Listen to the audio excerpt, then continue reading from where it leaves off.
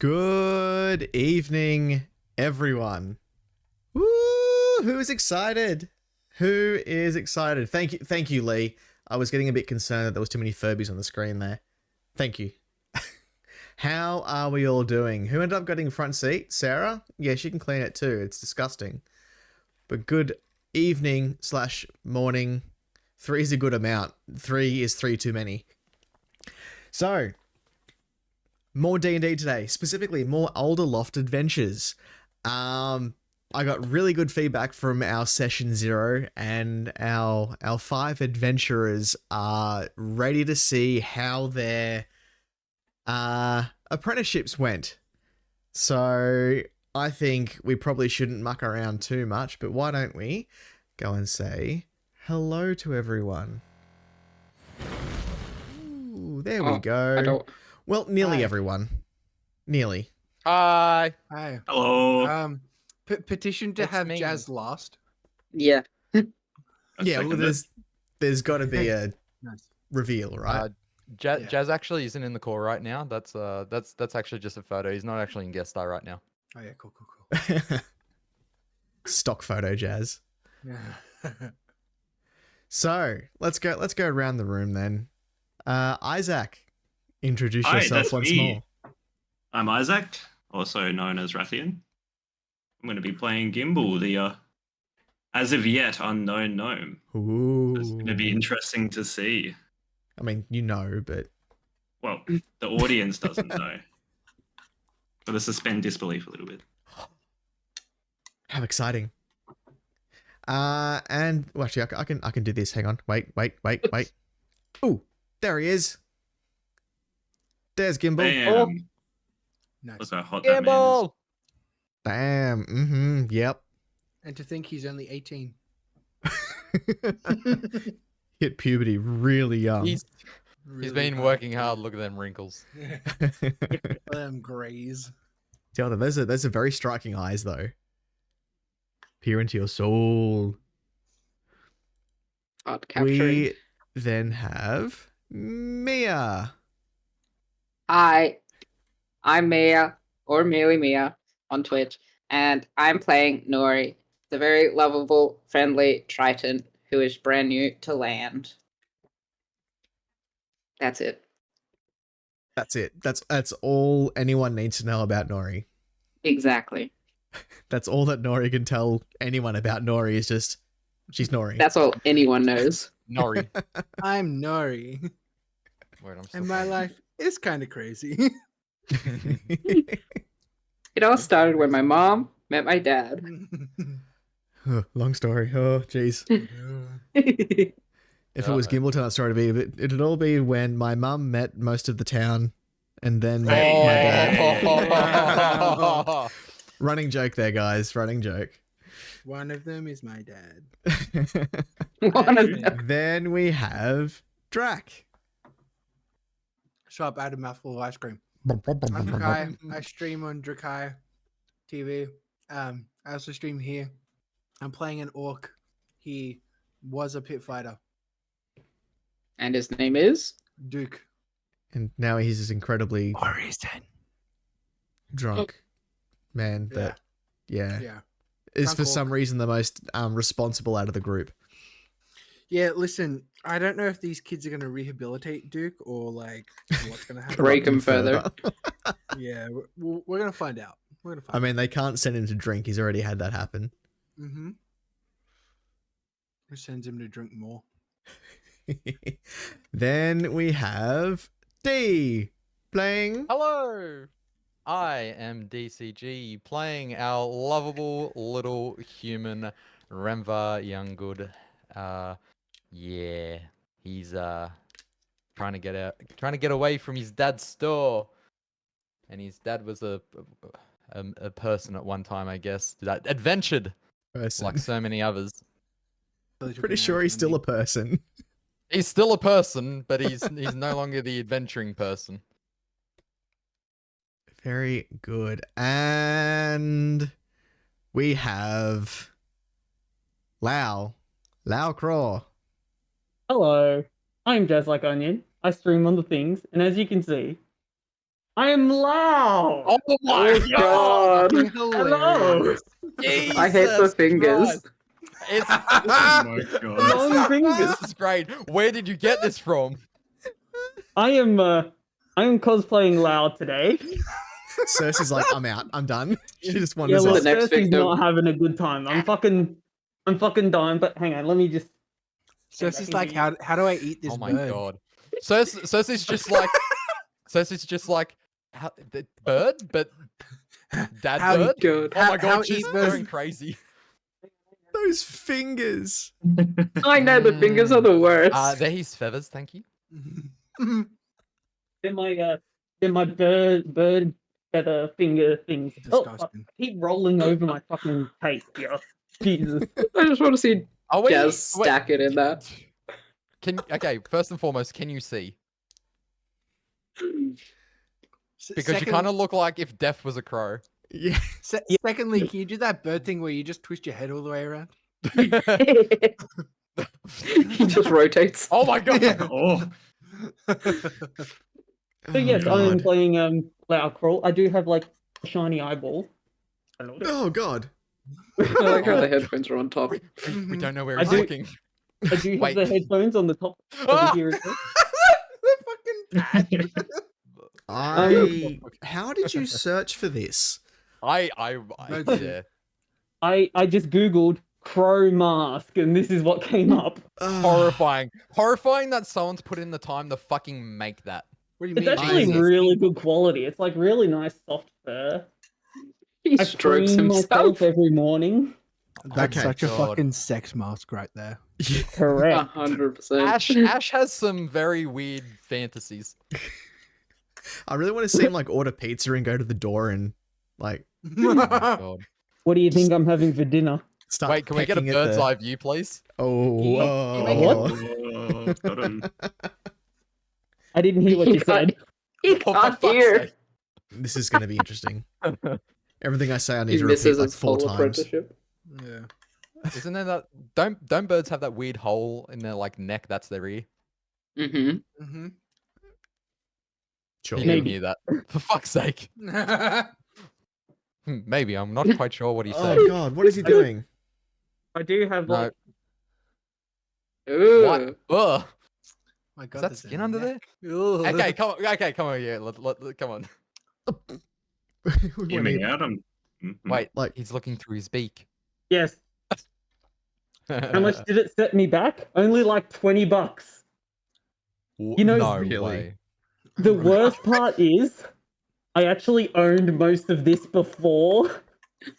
The only Mm. thing I purchased was the mask. Holy crap. Doubt.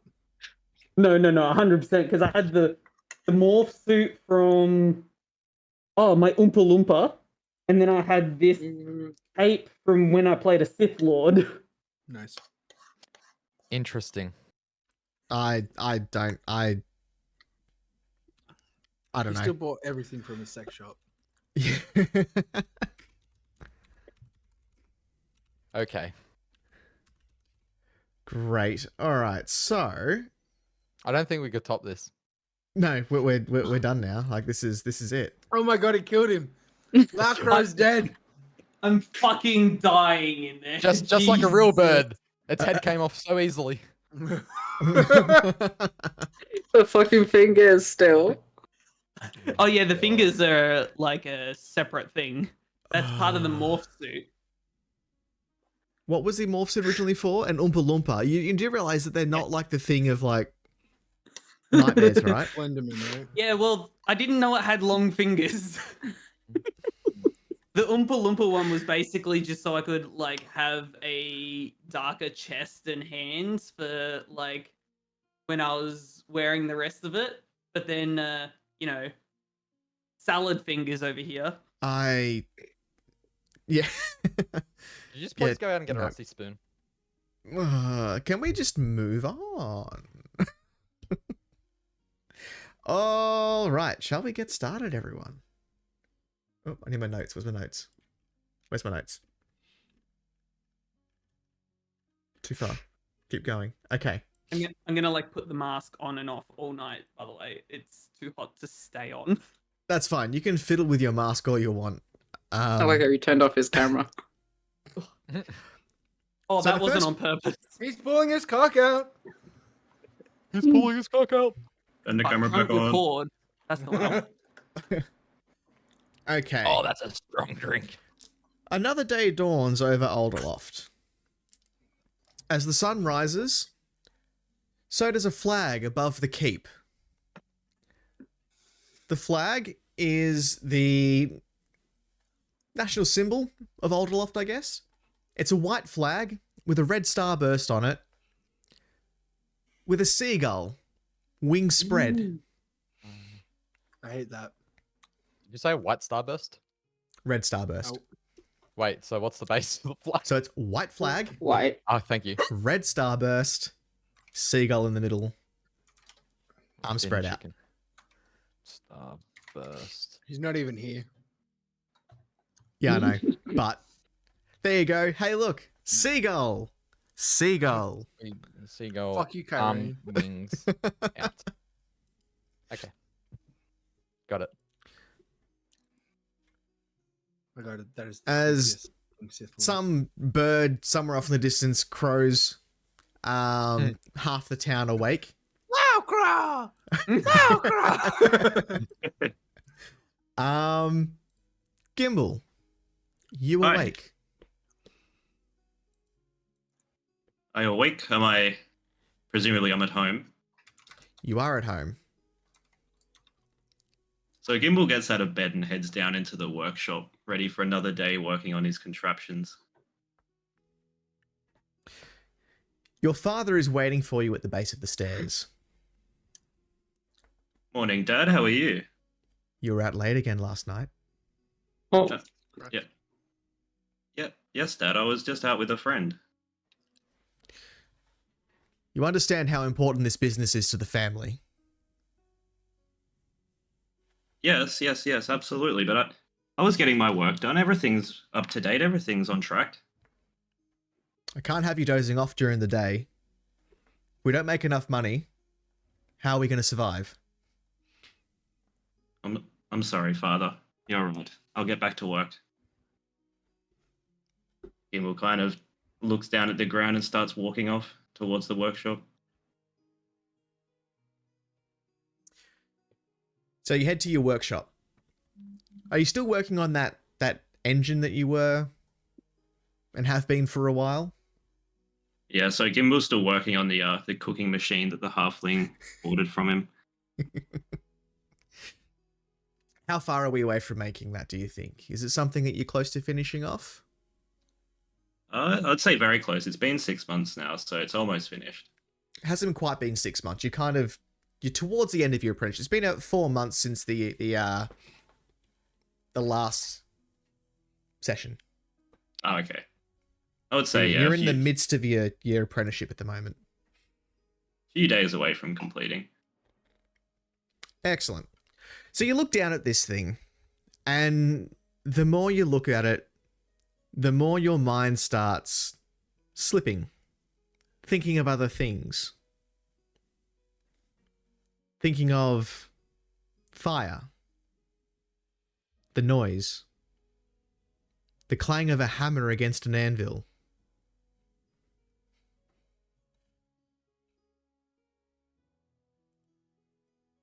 So upon feeling this, I guess this draw, Gimbal kind of heads over to the door, looking around to see if his father's watching, and sneaks out.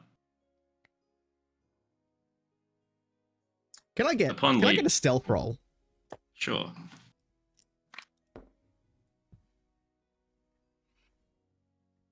Have a look here. A 10. A 10. Yep. You managed to, what you think was being fairly sneaky, and slide out the side door out into the alleyway. So once Gimbal's in the alleyway, he starts heading towards Ivor's forge. Yep. It's a fairly busy morning. People are sort of milling about, heading out towards whatever work that they do for the day. Ivor is just opening up the front of the shop. Ivor, I'm back. I can't get the fire and the forge out of my head. It's It's consuming caught my you, being. hasn't it? It's caught you in its clutches. This is good. This is good. Come in. What are we come doing in. today, Ivor? I've got a test for you. A test. A test. Very well. It's been What is this months. You've been taking notes, paying attention, practicing. I want to see what you can do. Very well. Gimbal kind of looks around and picks up an apron off the wall. Brilliant. Find your hammer and step up to the anvil. Gimbal grabs his hammer and approaches the anvil. Now, this is all going to be by instinct. I want you to close your eyes and think of what it is you would like to craft. So Gimbal takes a moment and really starts thinking about it. And in his mind, an image of a shield comes forth. A kite shield.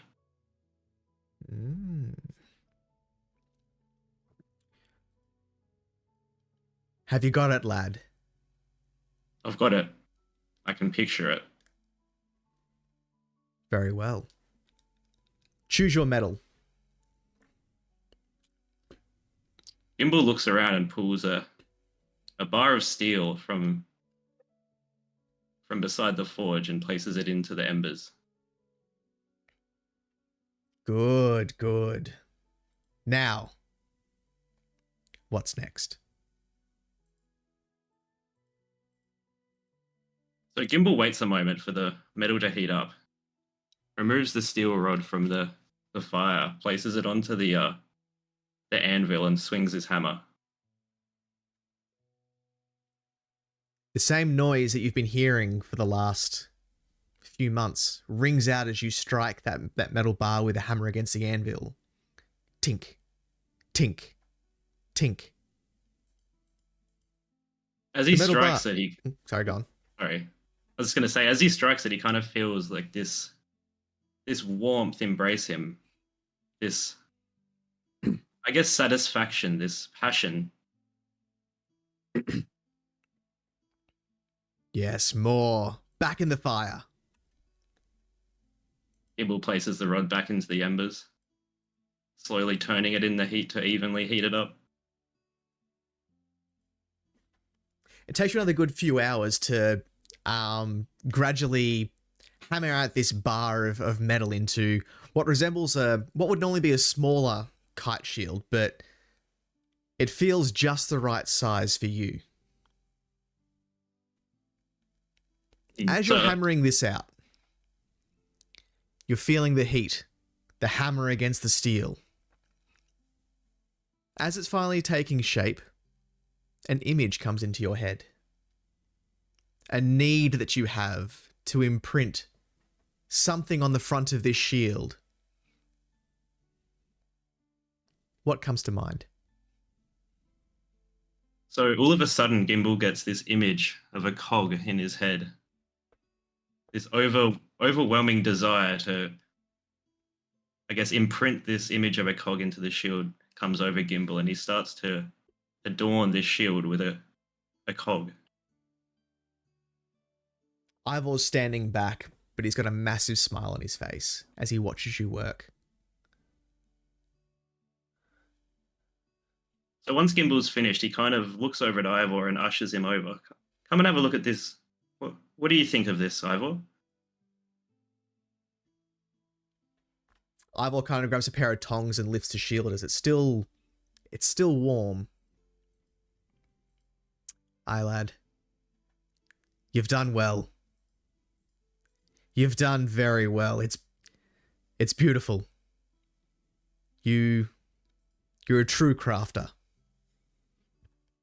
I don't know why, but I had this overwhelming desire to put this cog onto it. I can't explain how or why it came to me, but I just can't get it out of my mind now.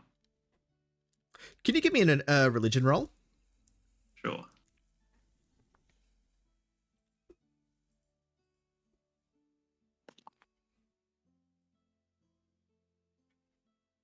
That is a 14.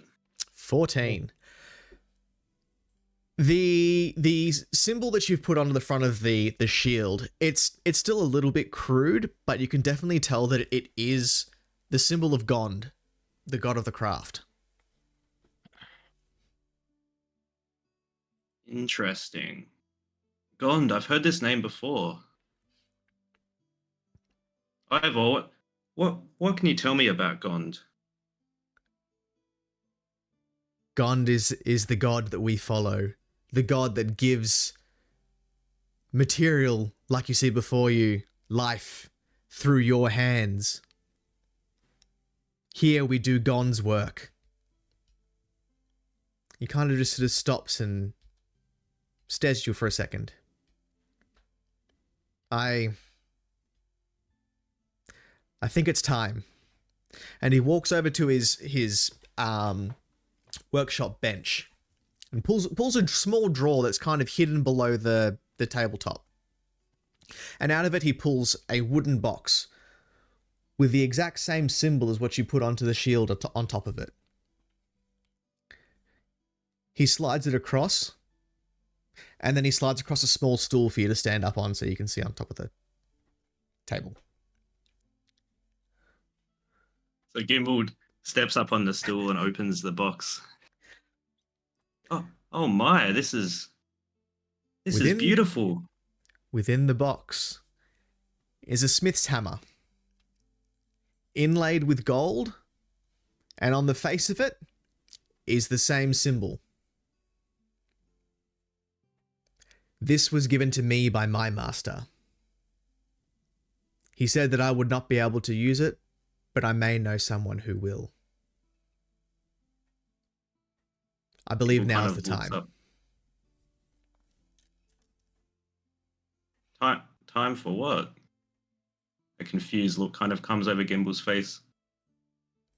Hey. I think it's time for you to forge your own path. See what I did there? Take this hammer and make whatever it is that you feel will make this world a better place. For me. In the name of Gond, go forth, my son. Gimbal takes a second and picks up the hammer. As soon as he touches it, he feels this draw, this feeling washes over him. This, I guess, connectedness to the forge and to the craft.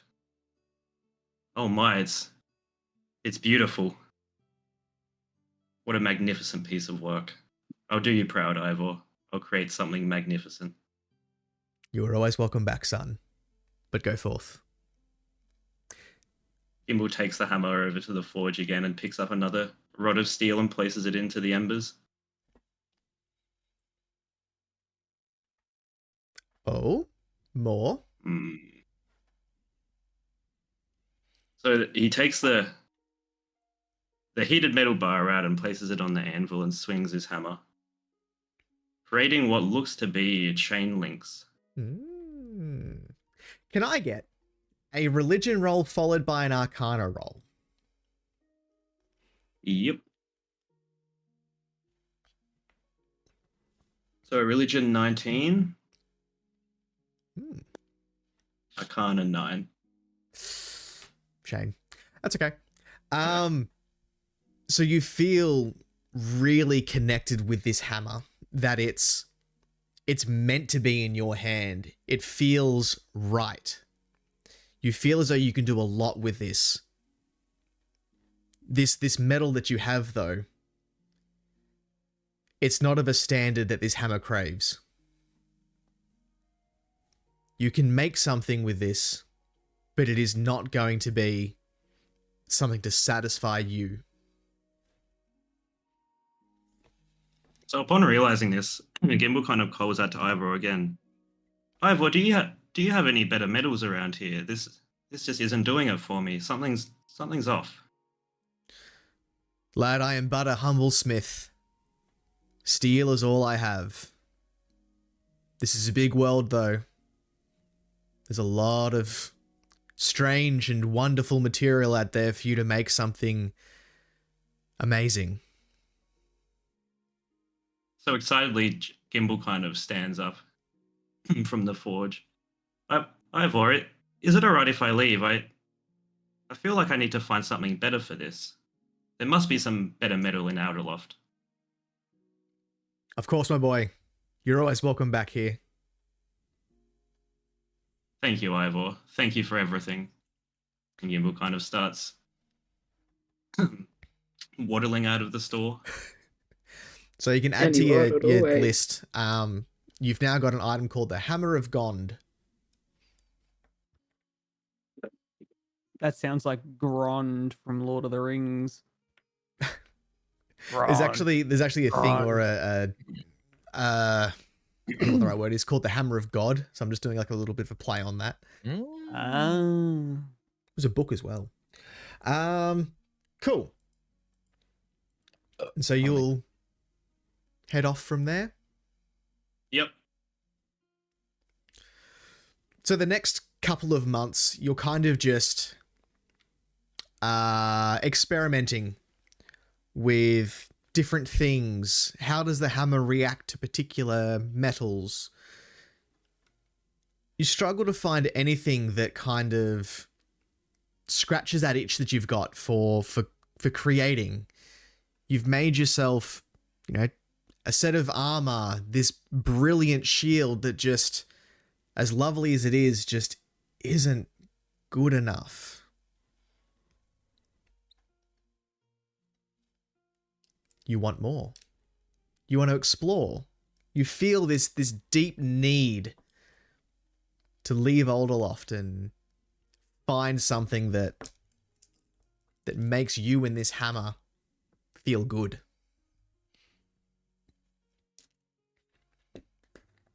So, before setting off, Gimbal heads back home to talk to his parents. So, I guess feeling a bit of hesitation and worry, Gimbal approaches his dad and goes, "Father, I need to talk to you about something.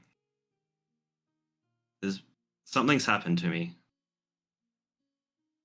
What's her So name? Gimbal just chuckles. No, father, not that, not that. Oh, shame. I'm not sure if you've heard of him, but there's a man in town. His name is Ivor. Ivor. I've heard of him. Well, you see, father, I was in the workshop one night and I heard this sound, a tinking sound, and it led me straight to Ivor. I've been working with him for a few months now, and Dipple, it's happened. Your mother comes down the stairs quickly. He's been poached. Why is she a little witch woman? What's happened? Where's my boy? I'm here, mother. You I don't need to look tell as though you anything's something. wrong. Have you heard of Gond, parents? They both look at one another. Kind of thought this day would come. I can't explain it. I've had this overwhelming desire recently to be at the forge, to work with metals. It's consumed my very being. It's all I can think about anymore. And I've been working with Ivor, and when you were he's young, given my me this boy. hammer. When you were young, a man came by. You're only a wee lad. But he knew things. And he said to us that one day our boy would grow up to make something magical, something the world had never seen. He was a prophet, you see. He saw the future. For years, we kind of just put it off as just some crazy man that would wander the town, but as you grew up, you had an interest in putting together things and making all sorts of contraptions, and it worked for us, for the business. It was good. You had an affinity for crossbows. Ooh, things that shoot things. Ooh. We knew one day it would not be enough. We knew something would happen, but Ivor. But if that's God's will, then we understand. Mother, father, it's with a heavy heart I think I must leave. Something's drawing me. There's this power which is beyond me. It's pulling me in a certain direction, and I think I need to follow it. Very well. No, you'll always have a home here. You can stay for as long and as often as you need to. But we understand. I'm sure I'll be back soon. I need to fulfill this urge. I need to create more. More. I need more.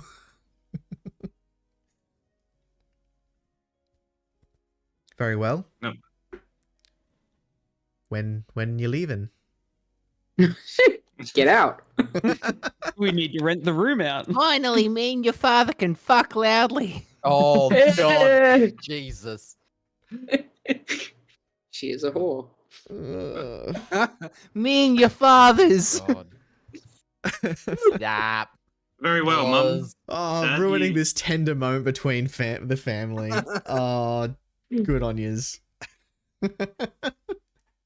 You guys have fun with that. I'm gonna leave now. Peace.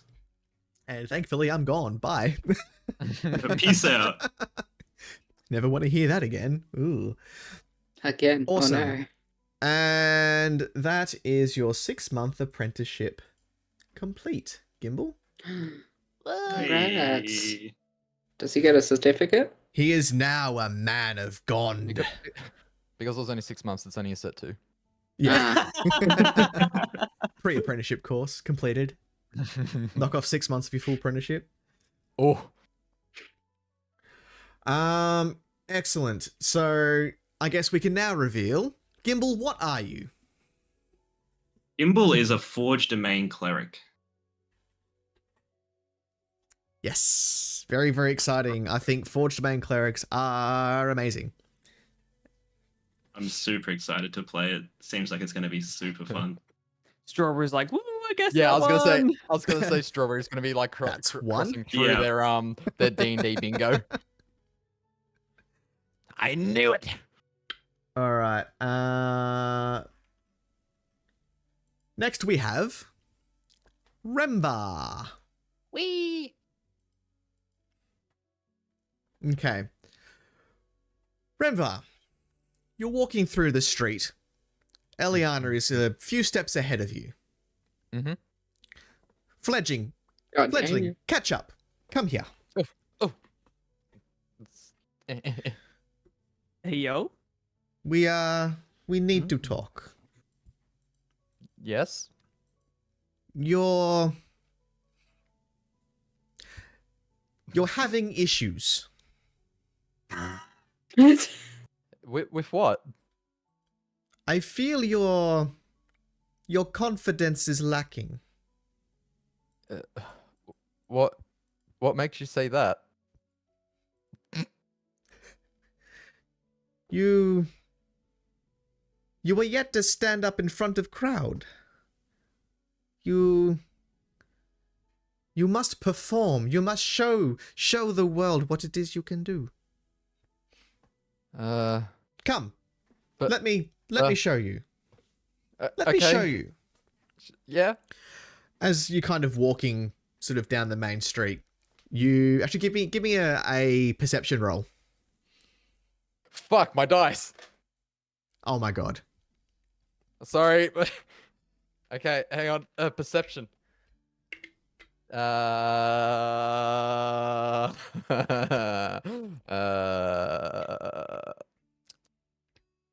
13.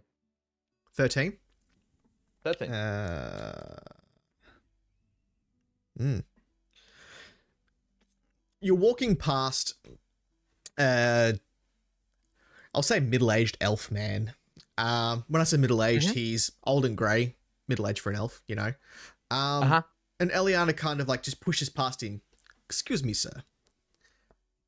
As he walks past you, the elf kind of pats himself down and goes, hey, wait a minute.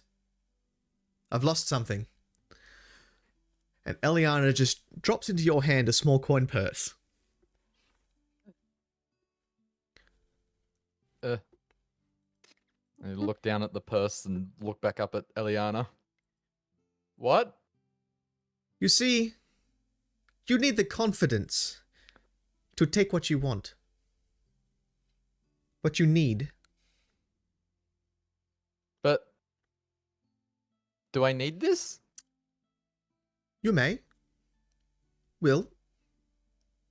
You see, people like us, the world does not bow to us. So we must bend it to our will. Oh. Me? I was not always like I am now. You? You're still weak. You're not strong. Thanks. Kind of strong. I've been doing push-ups.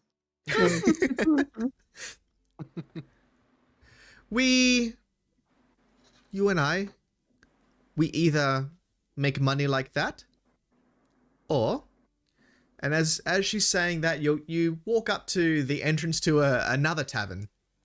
It's not the same one as before. It's a bit more of a rundown, kind of shabby, hole-in-the-wall sort of tavern. There's a rather large orc standing at the front. Pay up. Very well, there's entry fee. Fledgling, pay the man. What is the fee? He kind of looks down at you and at the little pouch in your hand. That. Okay. And so you hand over the gold coin hand it. purse. Yes, I. The orc kind of opens it up. His eyes go really wide as he pulls out 2 gold coins and tucks them into a top pocket and then just pockets the rest.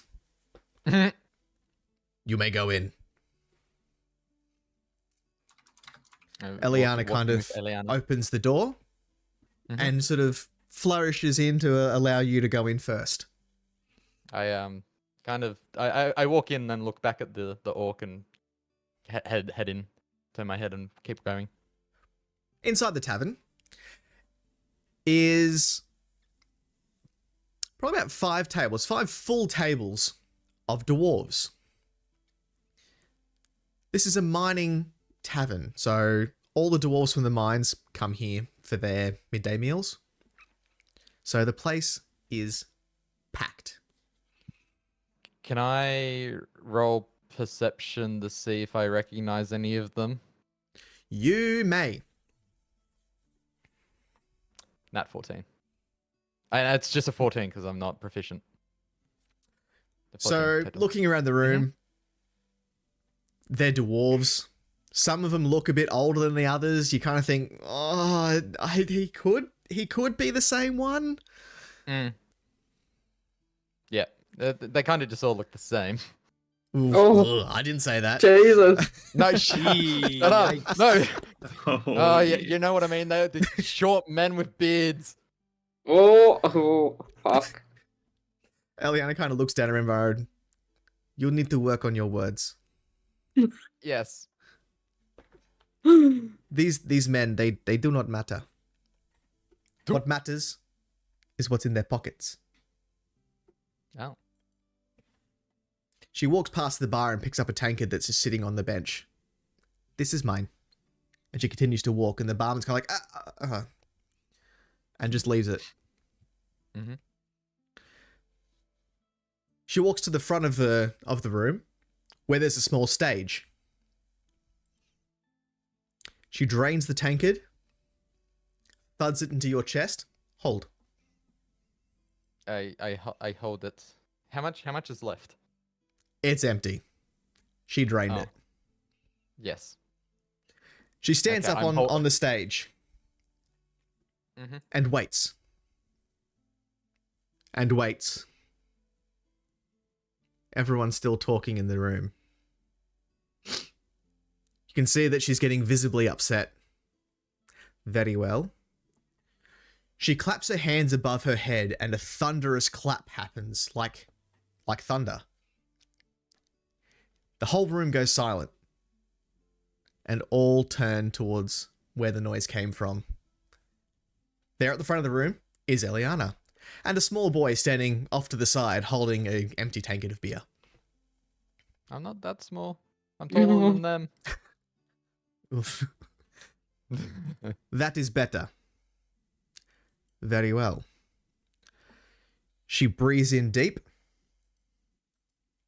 And as she starts to speak, you can tell her voice is slightly different.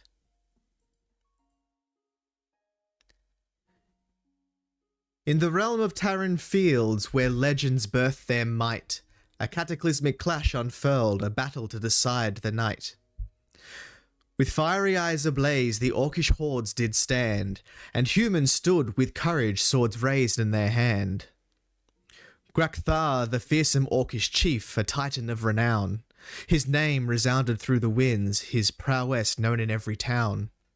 With a war cry that shook the earth, he led his charge with might, his blade a torrent of destruction in the battle's crimson light.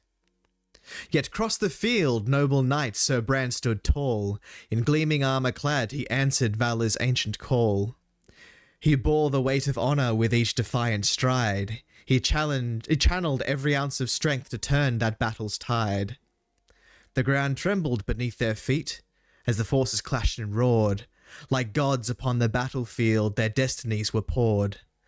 The orcs, like titans of the wild, surged forward without relent, while humans, steadfast and unbowed, their courage heaven sent.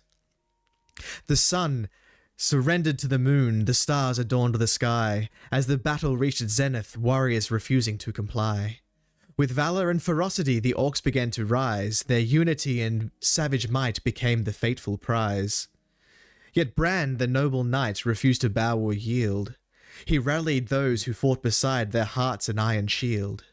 With rallying cry that shook the heavens and the earth, he led a final charge, displaying valour's worth.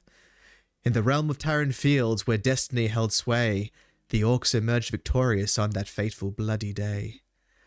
Amidst the echoes of the fallen, a silence settled in, both sides mourning deeply the price of battle's sin. So let the tale of Tarren Fields resound through ages long, of epic clashes, heroes bold, and valour's timeless song. In the annals of history, their story is now lore, as a testament to their courage and the battles that they bore. And she bows deep as she finishes her poem. I start clapping with the tank. I start clapping with the tank. As she bows, she also takes off her hat and kind of flourishes it in front of her. The dwarves, who are now standing and clapping, start throwing coins.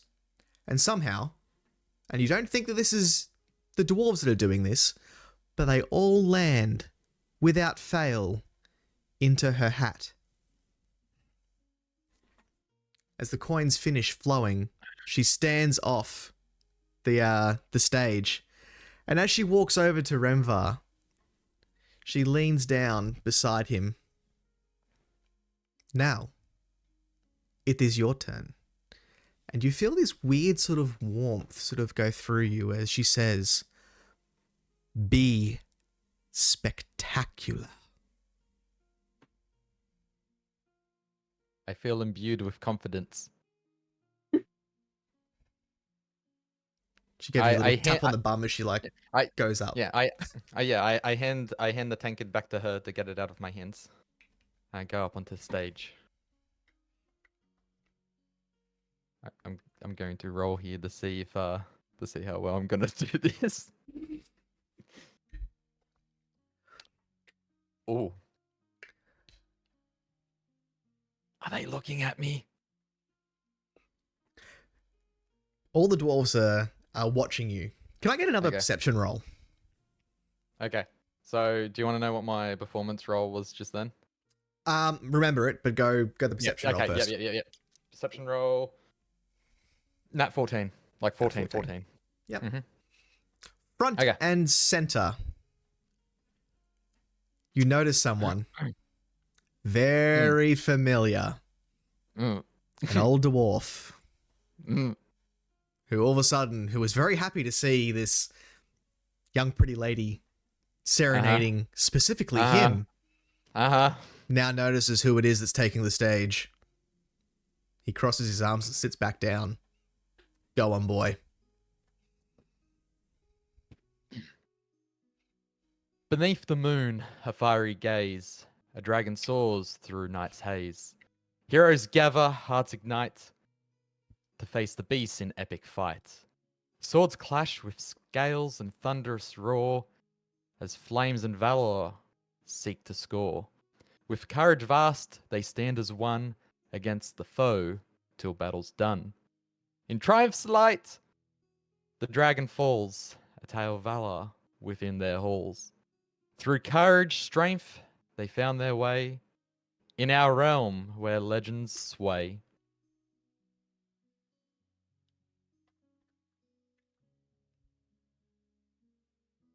The room is silent for a second. And then one dwarf at the back stands up. Yeah, dragons. Yeah. And he starts clapping. And as he starts clapping, others stand up and start clapping. Yeah, the boy did all right. The boy did all right. Yeah, and everyone's like, yeah, that was good. Yeah. I sheepishly kind of do a bow, like I tuck one arm behind my back and one in front of my stomach and bow. What did you roll for your performance, curiously? It was a nat 13, but +5, so it came out to be 18. As you step off the stage, that one dwarf that was rather upset with you is a bit glassy-eyed. He doesn't have a glass eye. He's a bit... And he kind of flips you a single gold coin. Yeah. You did good, lad. As he turns around and walks off. I kind of like, while I'm like got the gold coin in my hand, kind of gesture towards him as he's walking away. Thank you. Don't push your luck. And he keeps walking. That was good. I liked that. What tale was that? What tale was that? I kind of just made it up. It worked better than I thought. I grew up reading a lot of books and kind of read about stories and dragons and yeah.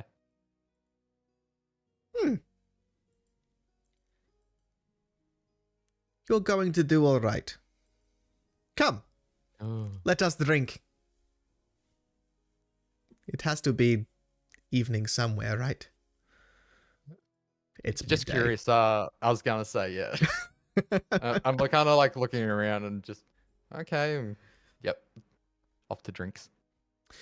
And you spend the rest of the afternoon talking to dwarves, learning some stories. They start telling you their own, like, dragons. I've seen a dragon. It was... And you kind of guess it is. Don't really know about that. They kind of... I think it might have just been a large lizard you saw, mate. Like, oh. As the night sort of goes on, though, Eliana comes up to you as you're surrounded by these, what apparently now are like adoring fans. You're going to do well. I must leave now. Where are you going? I don't stay in the same place for too long. But... Oh. And she pulls her... You lot, calm down. She pulls her tits out. She pulls the rapier that's sitting at her waist off and hands it to you. This is Celeste. She has served me well. May she do the same to you. But what? Why? You can't give me this. And it's a very, very nice looking rapier. So it's got kind of like the like the handguard they kind of have. Yeah, it's not like the a spirally single one. Yes, it's not a single plate. It's kind of like all like threads and kind of it almost looks like rose thorns kind of coming off the blade that cover your hand as you're holding onto the hilt. Yep. Now don't forget what I have told you. Be spectacular. Mm. And she leaves. I will try.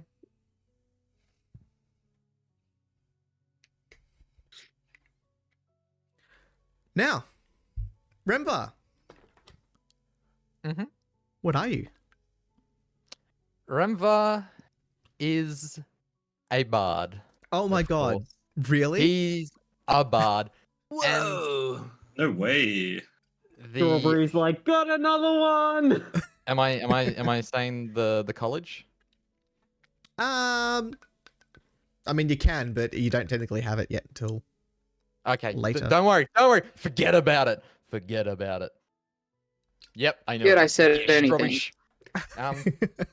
Can I 2 for 2. roll to perform a joke to these dwarves that I'm also like still talking to? And Sure. can I tell it in dwarvish? Yeah, I'm telling it in dwarvish as well. So yep. Oh, okay. Yep. Cool. How do you trap an elf in a room without locks? You place a mirror in it. The dwarves kind of just like one starts sniggling and they just erupt into laughter. Elves are stupid.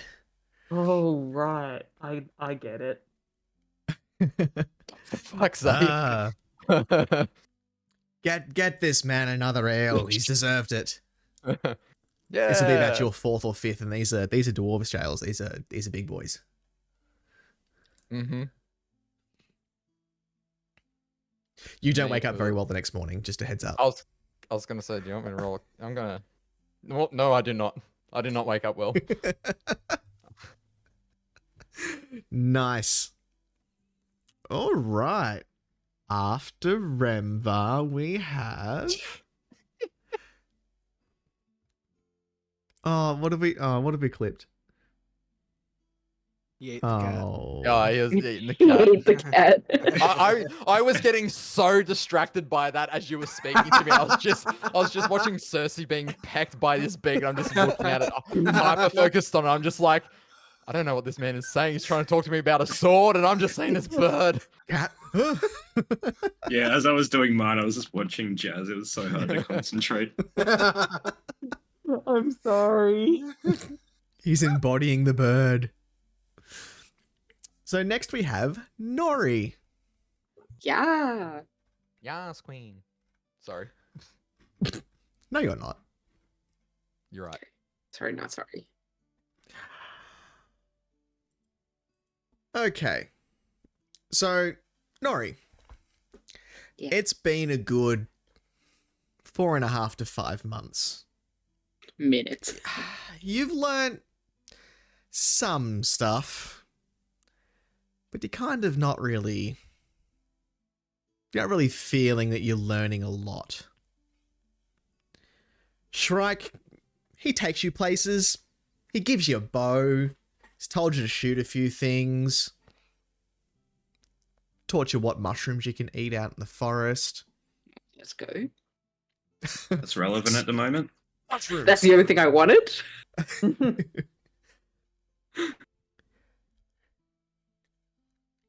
He pulls you aside one afternoon. He goes, all right, Nori, I've got a job for you to do. Something, kind of thinks for a bit. Let me start that again. Nori, there is something that only you can do. I need you, Nori Nori. looks around and points to herself. Yeah, you. Just you. I can't get anyone else to do this. Just you. Will you help me? Nori nods her head eagerly. Good. Good. Now, I need you to watch out for me. I need you to watch stuff. People, in particular. These people, things could turn really, really ugly. They may try and hurt us. We don't want to get hurt, do we? Nori shakes her head. No. So we need to outsmart these people. We're smart, aren't we? Nori nods, very much so. But she didn't speak, but just nods. Yeah. More of that. We need to make them think that we're not smart though. We need to trick them. But we're smart. We're better than them. We're better than them, aren't we, Nori? Nori nods her head, like shuts her eyes, nods her head, like, yeah, obviously. Good. Okay. Let's come with me. And Shrike leads you down a really dark alley. Like this place is giving off some real sort of dodgy vibes. As in you don't think you should be here. It's a long way from your fountain. It's in the back alley of part of the trade district. Shrike walks up to this door that's at the end. All right, Nori. I need you to Can you count, Nori? Nori looks down at her fingers and holds them up. Okay. Nori, is this, and he holds up 4 fingers, more than this? And he puts up 2 fingers on his other hand. She squints at the fingers, and she then touches 1, 2, and then she touches 1, 2, 3, 4, and points to 4. Good. Now, if there was these amount of things on, say, a piece of paper in little tiny symbols, could you count how many symbols were on a little piece of paper, Nori? Nori nods her head. And if say, Nori, the piece of paper that I had not as many symbols on it as my friend's piece of paper, do you think you could let me know somehow, but being very sneaky about it? Nori nods her head. Good, Nori, good. Like a dog. All right. Who's a good Nori? Who's a good Nori? Who's a good Nori? How are you going to let me know that I've got more symbols, Nori? Nori looks around. She starts speaking in primordial. I can speak like this.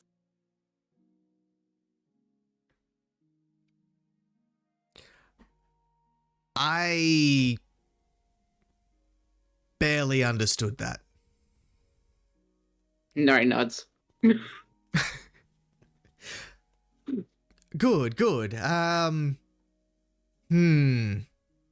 What if... No, that works. And then if I don't have as many? Nori says, Shrike. A little bit quieter. We can't let them know. Nori then stamps her feet on the floor.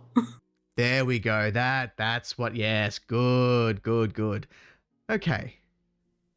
I think we've got this.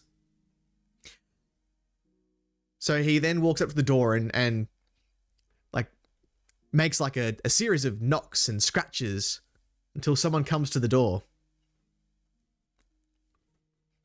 You hear a noise on the other end. What?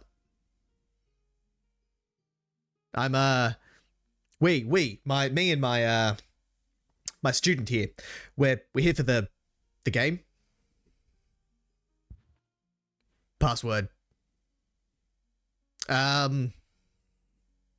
Password. Oh, right. And he pulls out some coins and he kind of like puts them through the slot in the door. So that's where I look through. Oh, sorry. Was that the right password? He waits for a second. Before finally the door kind of opens, he goes, it's been a long day, whatever, just get in here. So Shrike and Nori head in. It's a very dimly lit room. In the middle of the room is a round table with 4 chairs on it. Oh, on it or Oh, round it tucked then. into it? Fine. Seated around it.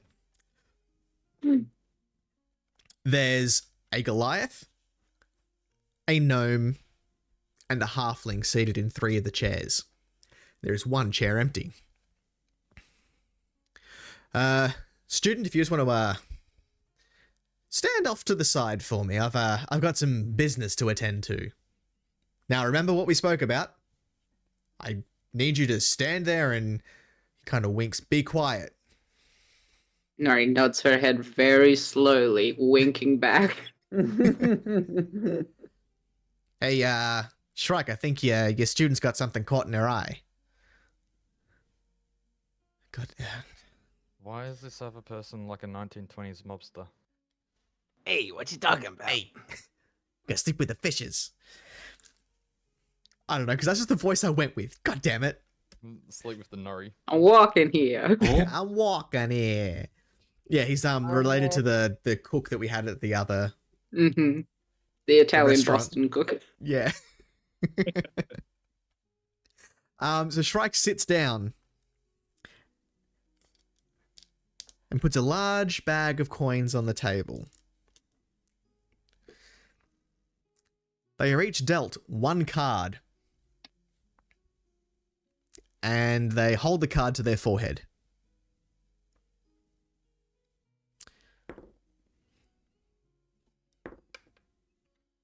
Oh, he's Oof. rolling. Oof. Okay. From where you're standing, you can see Shrike's card and the gnome's card. Brilliant. Shrike turns to the gnome, and on the gnome's forehead is a card with 4 dots on it. The one on Shrike's head has 10. So he looks at the one with 4, looks back at Nori.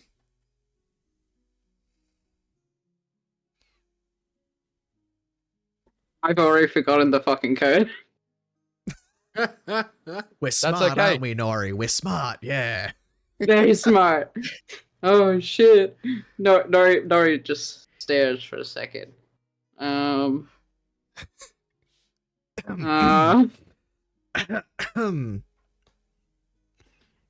quickly just stamps her feet.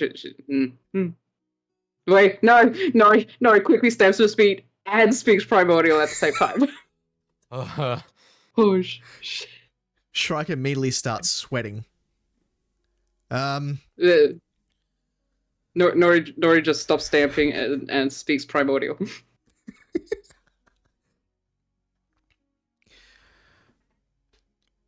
To 2 gold coins. And he slides 2 gold coins forward while still holding the card against his forehead. The gnome looks down, sees the 2 gold coins and goes, all right, I'll see your 2 gold coins. Slides them forward. In fact, and he slides 2 more gold coins forward. I bet you that mine's double what you've got.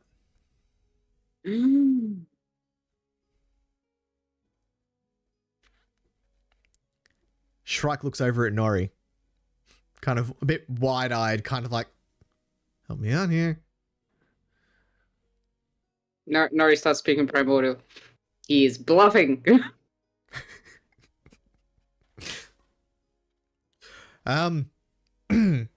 Double. Oh god. You can see he's like profusely sweating now.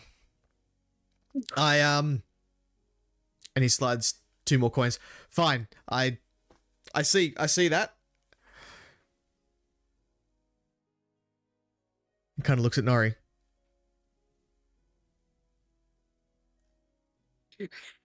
She holds up 4 fingers. The other 2 at the table are now very, very confused. They're looking at between Nori, Shrike, and this other gentleman. And they kind of both sort of slide back their chairs a bit. Shrike, Nori changes her forefinger into thumbs up, like 2 thumbs up, like, yeah. Shrike, we didn't clear you to bring someone along today, and I'm not sure that things are really going the way that we planned.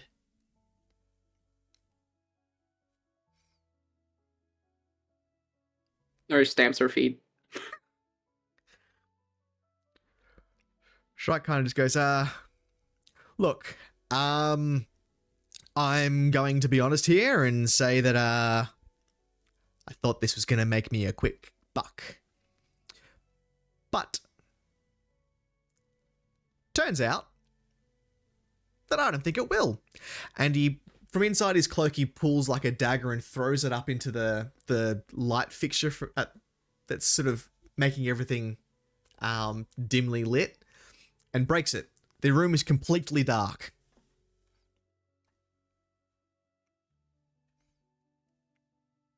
Nori, what would you do if the room has gone completely dark? Nori just stamps her feet continuously. He wasn't prepared for this. Shrike didn't tell her what to do when it goes dark. This wasn't part of the plan. The plan was that simple. Nori, run! Nori listens to the instructions and she just instantly runs, and she looks back and she pushes over a chair. And just keeps running. You get to the front door, and did I say what it was at the door? I didn't say what race it was it? No. So there's a tall man standing at the door. Sorry, little lady, you can't leave yet. I think you got unfinished business here. Nori points to herself and looks very, very curious, like, me? He's blocking the door. I think you might want to go back there and finish what you all started. Now, you've got dark vision. Yes. So you can see that that Shrike, unfortunately, is human. And he's kind of just wandering around with his arms in front of him, trying to find out where the exit is. Meanwhile, the other 3... Nori. Oh, God. Go on. What are they doing? No. You continue. They can all see in the dark. So... No, Nori nods at the big man at the door, and she rushes back for Shrike, grabbing both of his hands and just pulling him. He probably trips over the chair that she's pushed over because she doesn't really care to direct him around it. Just the straightest line to the door. He does trip, so you're going to have to pull pretty much like dead weight. So can I get a strength check? Brilliant. I shall do that. Strength. Yes. I got 18. 18, very nice. So Shrike's just getting like dragged along. He's like, help, Nori, help! They've got me, Nori! Just keep pulling. Falls on deaf ears. So you get him to the door, and there's still the guy standing in front of the door. How do you remove said man from door to get out? Nori ducks a little and tries to like squirm through his legs. Yep. Okay. Give me an acrobatics check. Guild. Isaac. Yes. A solid. Do I have any pluses in that? Ooh, do I add 4 to that? You do. Okay, well I got a 12. A 12. So you managed to get between his legs. Shrike, on the other hand, is a bit bigger than you. And as you kind of pull him through, the man that you tried to sneak past is now toppling over and lands on top of Shrike. But you do no longer have the man between you and the door. Brilliant. Nori looks back at the big commotion in the dark. She sees Shrike underneath this big man. She smiles slightly because it's a bit funny, but then she continues just to tug on his hands and just tugs relentlessly. Shrike kind of like pushes the guy off, gets up and realizes he's put his hand against the door, opens the door out into the afternoon. Goes, oh, thank God. Nori, go. Nori just runs. She runs and doesn't look back. You run for a good half an hour.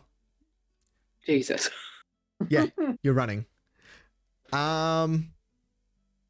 There's no one following you.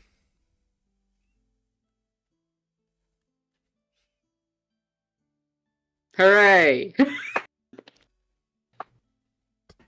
Oh, wait, Shrike. Nori looks around. She looks under like some chairs, some tables. Sees if he's like just crouched underneath somewhere. But she realizes he's gone, and she just starts doing a slight jog back. Her feeties aren't used to the running on land, and she Where are just you heading goes towards? She's retracing her steps, going back the way she came. You start heading back that way, and you get to the entrance to the alley, and you haven't found Shrike. Nori goes and knocks on the door. The small opening in the door opens up again. We're closed. Nori knocks on the door again. I told you. We're closed. She sticks her fingers through like the little crack opening and tries to like fish around in there to see what's in there.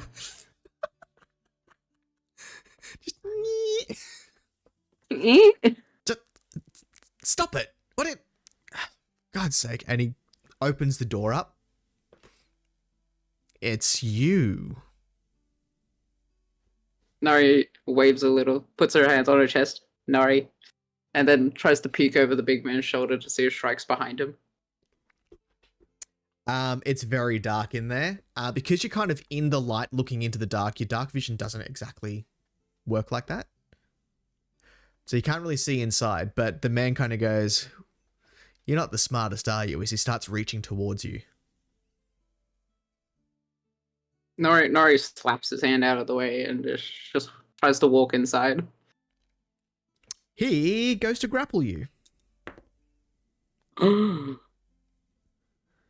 So he lays his hands on your shoulder about to hold on to you. What do you do? Bites his hand. Ooh. Yep, and he quickly lets go, and you slip inside. Yeah. Now that you're inside, what do you do? Have a little peek around, see if Shrike's in there. As you walk into the original room where you were, there is now a singular chair on the table. On.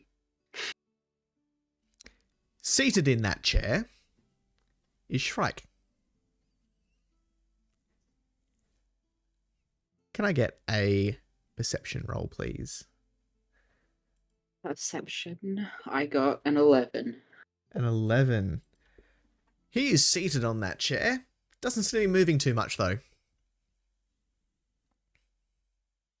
Nori walks up to the table and has a little peek at his face. Yeah, he's a bit worse for wear. He's been hit a couple of times. You hear coming from sort of off to the side. All right, Shrike, let's see how much more you've got in ya.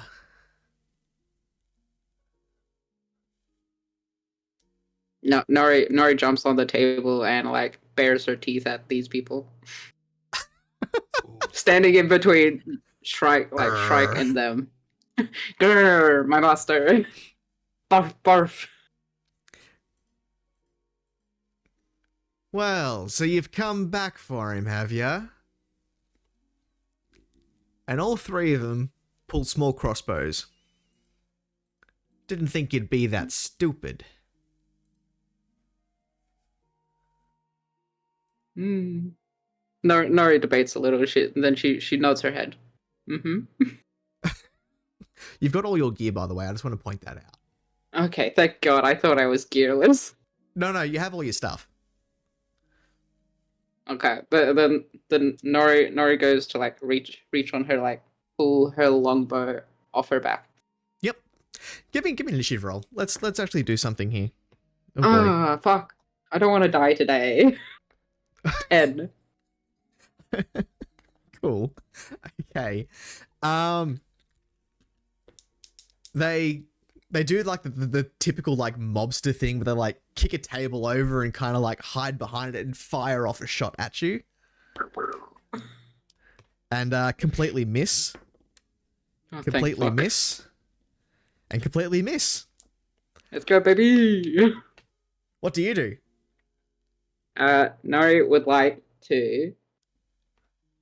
She'd like to like shoot an arrow that's like just like gonna skim their ear, like possibly take an ear off, but not like hurt them. Yep. Okay. Give me an attack roll. Okay, wait. Okay, so I gotta roll 1d8, right? Or 20. 20. 20 to attack. 20. 13. 13. Yep. So you do hit, but it's kind of more of like a shoulder shot. You weren't quite as precise as you would have liked to have been. So you hear, she got me. I'm hit. I'm down. Damn it, she's better than I thought she was.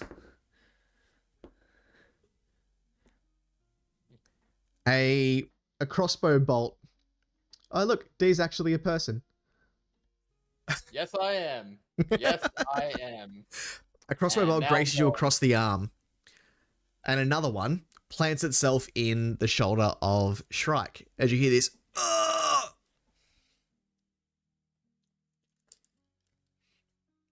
Did you make the sound? Because I didn't hear it. I didn't come hear through it the either. mic. It's like, oh, as he like gets hit by a crossbow bolt, but he can't quite talk because he's just been beat up.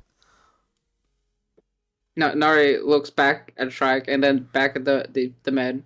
She like snarls her teeth and then just she's gonna shoot for a proper shot now. She's gonna shoot to Oh, Shoot. okay. damage. Yep. Do it. Do it. Do I have to roll the attack roll? Yeah, probably. Yes, you do. It is a 15. 15. Yep. Where did you want to hit them? Their throat. Their throat. So the one that's in the middle kind of like stands up to line up a shot, and you see him kind of like peek up, and you just go, right, bang, and you just got him straight through the throat as he starts like gurgling and like falling backwards with an arrow sticking out of his throat. Nori hisses at the men.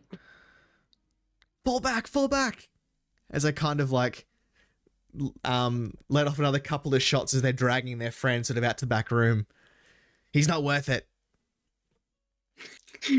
Nori stands up and puts the longbow back on her back and turns around to Shrike and pats him on the shoulder that he just got shot in. His face is like all like puffed up as he's just been like beaten on for the last like 20 minutes that you were running. There you go. Half an hour of beatings. What took you so long? Nari looks to the side and then she pats him on the shoulder again to shut him up. Maybe I should have taught you how to talk. She unties him and carries him bridal style out. And yeah, where do you take him? To the fountain. To the Boomps. Jesus Christ. the fountain water is now like running red.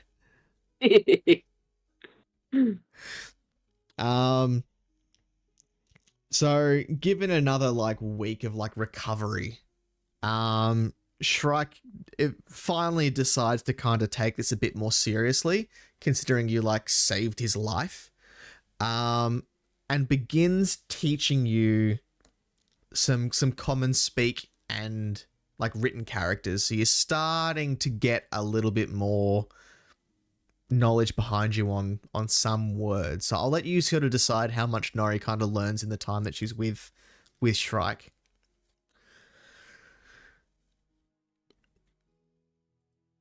Roll for it. Yeah, I learn 1d20 words. Sorry, what was that?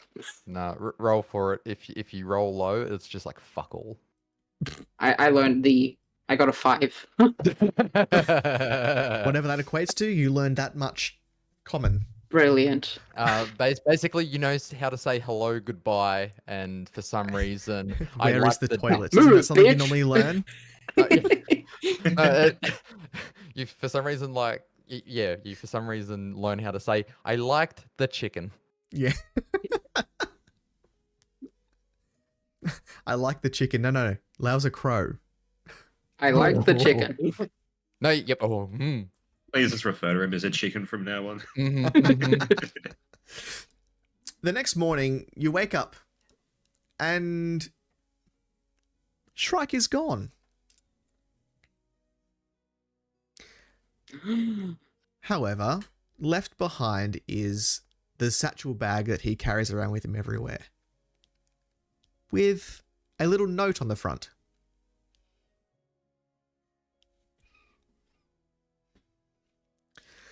Oh, no. Sorry, I thought it was going to be read to me. Well, are you wanting to attempt to read the note? Like, I'm not just going to give you stuff, jeez. No, Nori would like to go over to the bag, crouch in front of it, and squint at the note. So the note is actually scratched in very poorly written primordial. Sort of like what you would have done in common. So he's kind of attempted to translate something into primordial for you. Fair enough. Respectable. It says, What does it read? Thank. Keep safe. I'll back. Shrike. Nori nods. She gives a thumbs up to the note and then chucks it in the bin.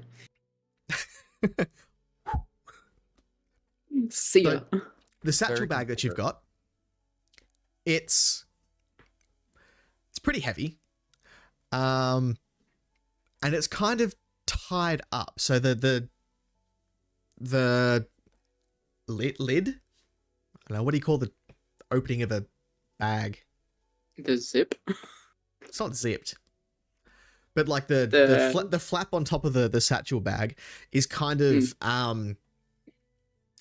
it's tied up with a really strange kind of not quite wire but not quite leather cord. It's a really weird material you haven't kind of seen before.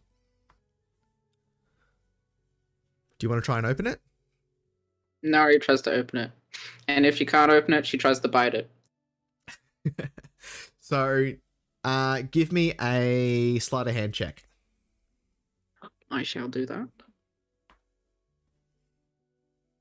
I got a 12. A 12? Well, I got an 8, but +4. Yep. So you aren't able to untie it. So you want to bite it? I want to bite it. Give me... A mouth of hand check. I was thinking that. Give me a sleight of hand check, but I want you to give me it with advantage, purely because you're being a little bit, like, smart with trying a different way to get into it. You're just like, I just can't open it. I got a 16. A 16. Oh, with advantage? Yeah. Okay, yeah, I got a 16. I rolled 3 the next time. Yep. So you're able to get it undone with your teeth. Yeah. Go, Nori. Did you want to keep what's inside it secret? Or did you want to let everyone know what's in it? Hmm. Do you want to kind of like be a little tease about it? Or do you want to kind of just say what's in it? Nah, don't say what's in it. Just give him a little like, a little tease, but only the shoulders. Do I need to tell you what it is in Discord, or do you know what it is? I think I know what it is. Cool. So Nori I hope I do. Nori now knows what's inside the bag. As you sort of put the flap over the satchel bag, the cord kind of reties itself. Oh, Ooh. magic. Spooky. Spooky, scary Spooky. skeletons. And that is the end of Nori's apprenticeship. Nori, would you like to let the people know what Nori is? Nori is a ranger. Ta-da! Strawberry was right. 3 out of 3 3. for 3. You bastard. Strawberry is still there. Oh, There I we was go. right. I was reading it and you were like, oh, I'm second guessing myself now. Very cool. Good job, Nori. I'm sure Shrike is Woohoo. going to be okay. Little do we He'll be know that fine. Strawberry actually got into Judge's Discord, knew the password and everything in between. Yeah, just hacked into it and just figured stuff out. Awesome. I'm like dying. I had to take the mask off. Oh, sorry. Was I Look at taking that too long to get to sweathead. you, was I, Lau? You're still not yet. You got to wait. I know, that's why I had to take the mask off, because I'm literally dying of heat stroke in that. It's winter. You should be nice and toasty. I'm too toasty. Ooh. He's a toasty boy. Okay. Duke and Arla. Yep, That's you. that's me. This is going to happen at the start of your apprenticeship, Duke. You finally come to. You're tied to a tree. No, not again. Seated in front of you is Arla, just watching you. What do you want? I've told you. To make you better. How is me being tied to a tree gonna make me better? I was afraid you'd run, and I Run? didn't feel like chasing you. Why the fuck would I run? Clearly, you don't know who the fuck you have. She kind of looks at you for a bit. Do you? He just sort of like stops looking at her and like stares at the ground. And then like looks at her and like, what do you mean? Who are you, Duke? You just said my name. Thought so. Are you going to run? Depends. All right. She stands up and cuts you loose from the tree. I plop down. Was I just like Bolts whole, instantly. whole body tied? You were kind of like, you weren't standing on the ground, but you were kind of just sort of up against the trunk of the tree, sort of held up by your arms against the trunk. So you kind of, when you got cut down, you kind of just landed on your feet still against the trunk sort of thing. Hmm. sort of shake out my arms and like rub the ache in my chest. Now, Well, go shall on. we start? Sure. As you start talking, she just lands another fist straight in your gut. I thought you said we were going to start. I sort of stand up and I gotta grab her hair and knee her in the face. Yep. Can I have an attack roll? Yeah.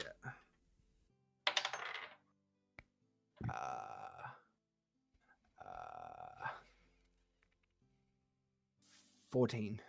14. Yep. So you bring your knee straight into her nose and she kind of like ricochets off of your knee.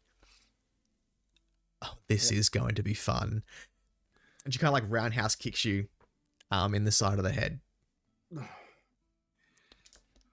And is quite successful at that. Nice. You begin trading blows. This goes on for a few hours. Blood is just sprayed everywhere across this little... It's not really a meadow, but just kind of a spot outside of town that she's found. Mm-hmm. This happens fairly much daily. Mm-hmm. You wake, you're tied to the tree again. She lets you down, you spar. You fall asleep, she ties you up again. Okay. I'd say after the first week, I'm just feigning sleep. Yep, If but do you I- still if let I- the tie up happen? I'd say for the first month, and then after that, I start trying to get her when she goes to tie me up. This boy Yep. has a tie-up kink. Honestly, quite the opposite. He hates it. I wasn't talking about Duke. Oh. God damn. There's no denying there, is there? In here, no. Oh no! Anyway, Probably about 3 months in, when you wake up the next morning, expecting just to be cut down and beat up again. yeah. Instead, she's just standing there.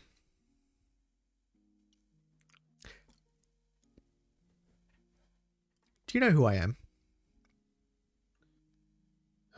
Honestly, some bitch has been making me fight every day. I've honestly forgotten your fucking name.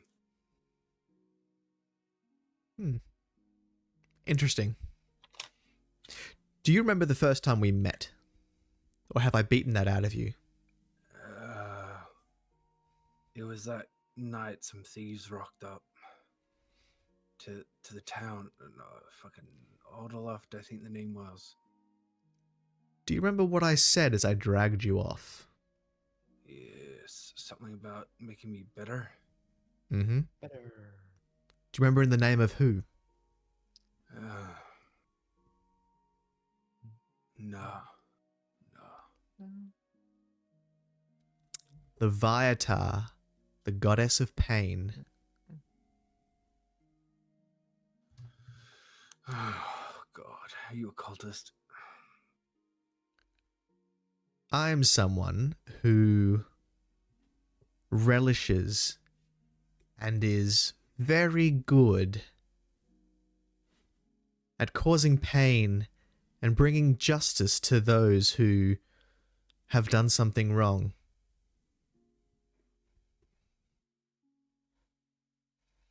What did I... Listen, if I beat your husband, lady, that's not my fault. Oh, no. I think you have this all wrong. You're not a victim or a target. You're an instrument. Oh. You're going to be the weapon that I forge to do the bidding of my goddess. Right. You're going to be the collared beast that I let out on the world in her name. Uh-huh. This is sounding like I don't have much of a choice about it. I've chosen you as my project Right. to see just how effective my methods can be. Uh-huh. What is Lady Goddess gonna give you a fucking gold star for this? I hope that I get that once whoever it is that finally is able to best me, that I get to sit at her bloody right hand.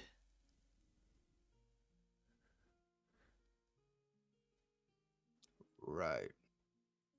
And there may be somewhere at my feet for you, depending on what you do. Listen, I'm not much for the begging and kneeling type.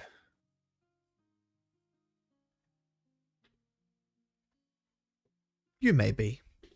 That may be something that you learn.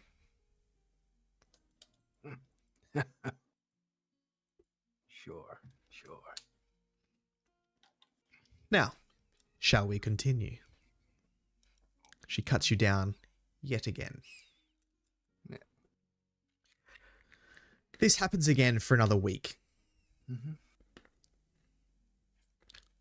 One morning, she cuts you down but doesn't start beating you.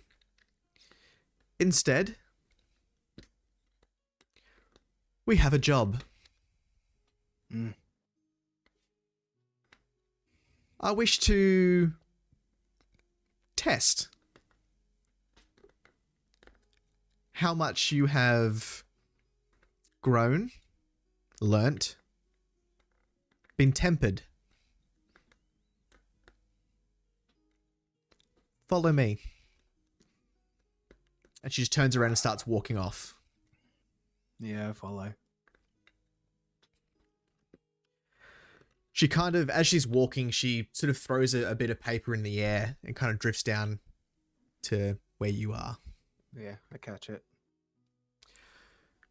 It's a ransom request. All right. It's in kind of really odd scratch script saying, I have taken your daughter. Meet me at the docks with 1,000 gold pieces and she won't be hurt. Cool. Is it signed off? No, there's no sign off. Amateur.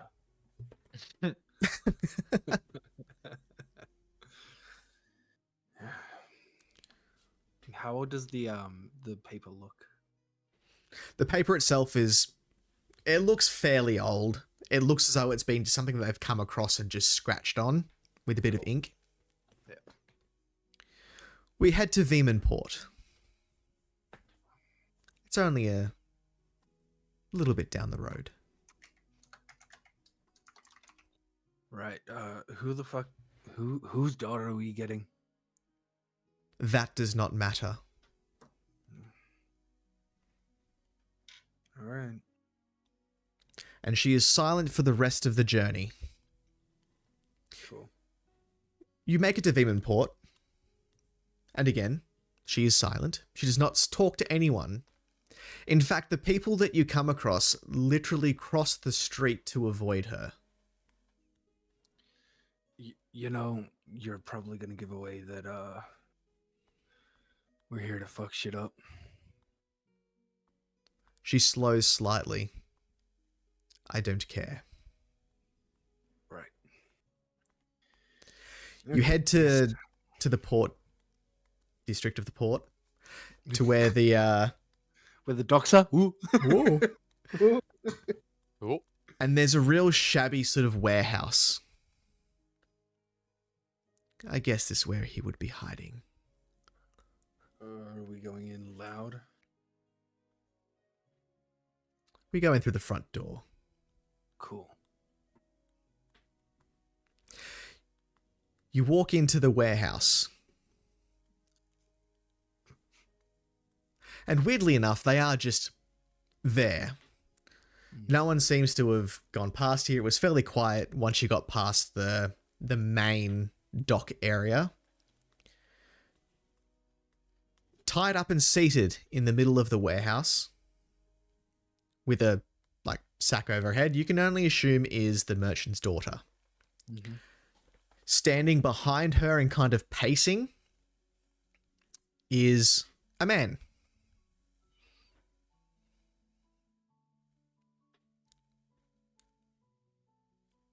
Ala, as she's walking up, you. She addresses the man ahead. What a pathetic excuse for a human. He kind of looks up and looks at you both and goes, 2. I mean, if you got the money, I don't really care. Look, you just give me the money, I let her go, and we all leave alive. Duke, do you understand why we're here? Yeah, some cunt thought it was smart to kidnap a young girl. Wasn't really. You're wrong. Mm. We're not here for her. Never said we were. We do I not said care some for cunt her. stole the daughter. Exactly. We are here for him. We are here to punish those that have done wrong. And she kind of addresses the man at the back. You have already committed this crime. Nothing will fix that. From here, you can only go deeper, and the deeper you go, the more this will hurt. I don't care for her. Do what you will. Kill her. Don't care. See what happens. Or let her go. If you do let her go, justice may be swift. I may get bored and it may not. Initiate, she kind of addresses you, Duke. Go hurt him a little bit. All right. I saunter up to him, and is he still pacing? He's kind of now stopped, but he's watching you, and he's kind of got his hand on like an axe at his belt. Yeah. You hear a voice in your head, though, Duke, as you're walking up to him. Mm-hmm. It's a familiar voice. It's got a bit of a draconic twang to it.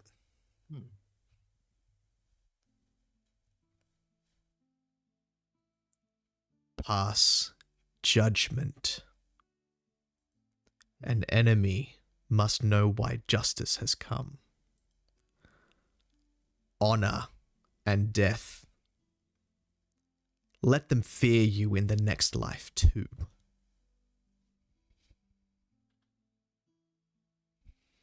Cool. I got to kick out his knee. Yep, make an attack roll.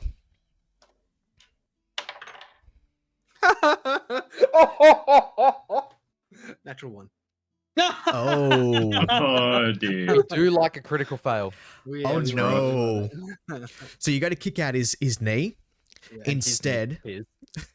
Instead, you hit the chair that the girl's on, and this chair and girl, who's tied to the chair, by the way, just go flying across the room.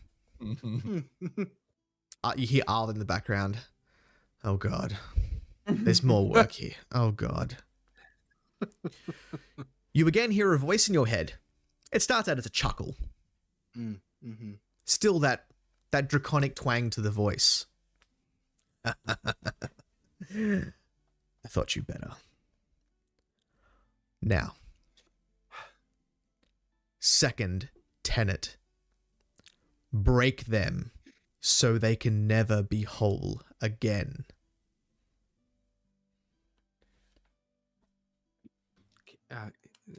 Can you send these to me after we're done here? Of course I can. Thank you. Cool. instead of I feint another kick to the knee, Mhm. and I clock him on the jaw. Like left hook, right hook. What do we think? What are we talking? Left hook, left hook. Yep. So you kind of draw your leg back to go and kick him again. He realizes Yeah. what's going on and kind of braces himself for it. Yeah. And you just swing. Yeah. As you land, or roll me an attack. I mean, it's gonna hit, but roll me an attack unless you have to do that again. Natural 20. Oh no. Natural Oh, 20. what the- Oh. Just knock his head clean off. As you like clock him across the jaw, you hear a snap as his jaw just shatters. Yeah. And as it lands, you hear strength. I look down at him. And I pull. I look down at my hand first, and I pull an He's pulling his incisor cock out. And I drop the tooth on him. Yeah. Just so you know, kidnapping the girl was the wrong thing to do. Again, you hear in your head, domination. Hey yo. I look up at the rest of the gang. Like, who knows what they've done here?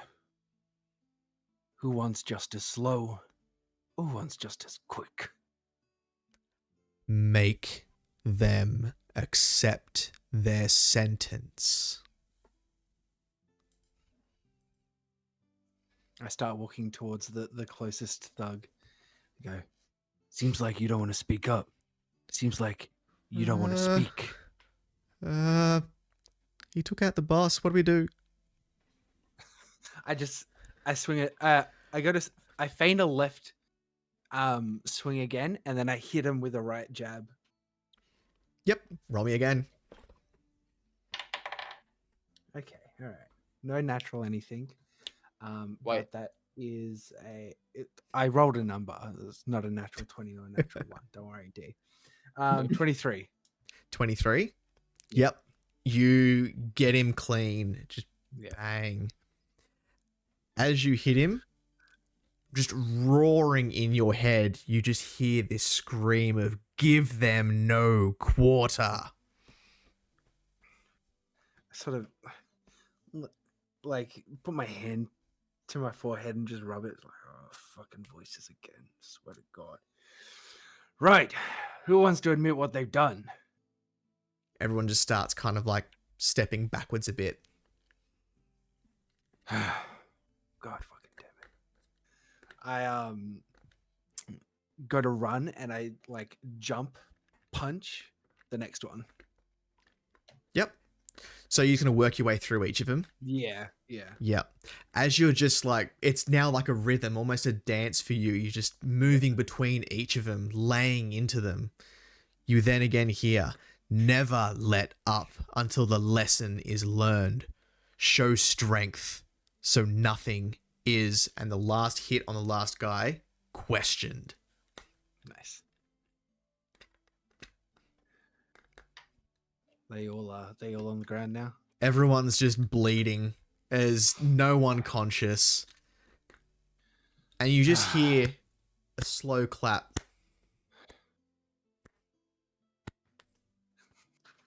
As Arla Fucking is just salad watching fingers. this unfold.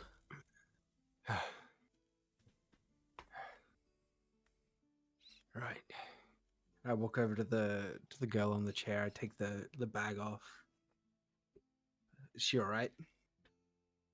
She got thrown She- across the room. All part of the plan. All part of the plan.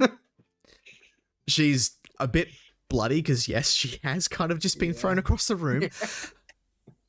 Her eyes have been unfocused, and when she kind of like blinks and comes to, she just sees this humongous orc like towering over her, just like blood just everywhere.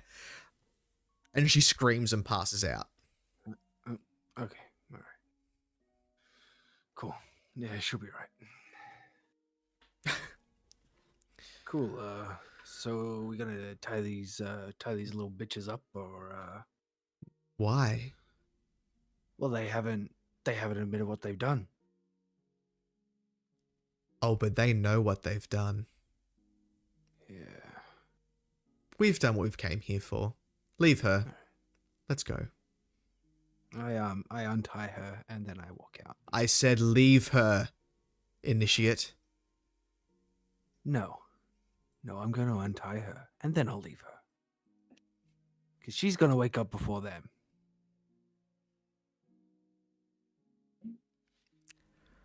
We'll discuss this later.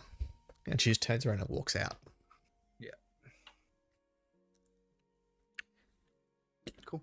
Well, I would call that a success. Mostly.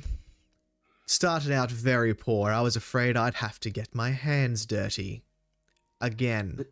Listen, do you hear the voice as well? When you do that shit. Did you take too many hits to the head? Have I done too much damage to you? No, actually, no. That's fine. Like this draconic voice in your head as you mete out justice. I have no idea what you're talking about. Well, all right. What does Leviathan sound like when she talks to you?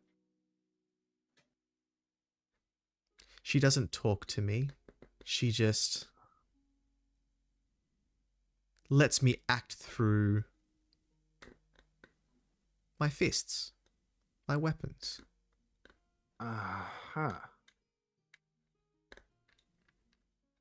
Gods don't talk to people like us. Well, something was. Maybe I've made a mistake here.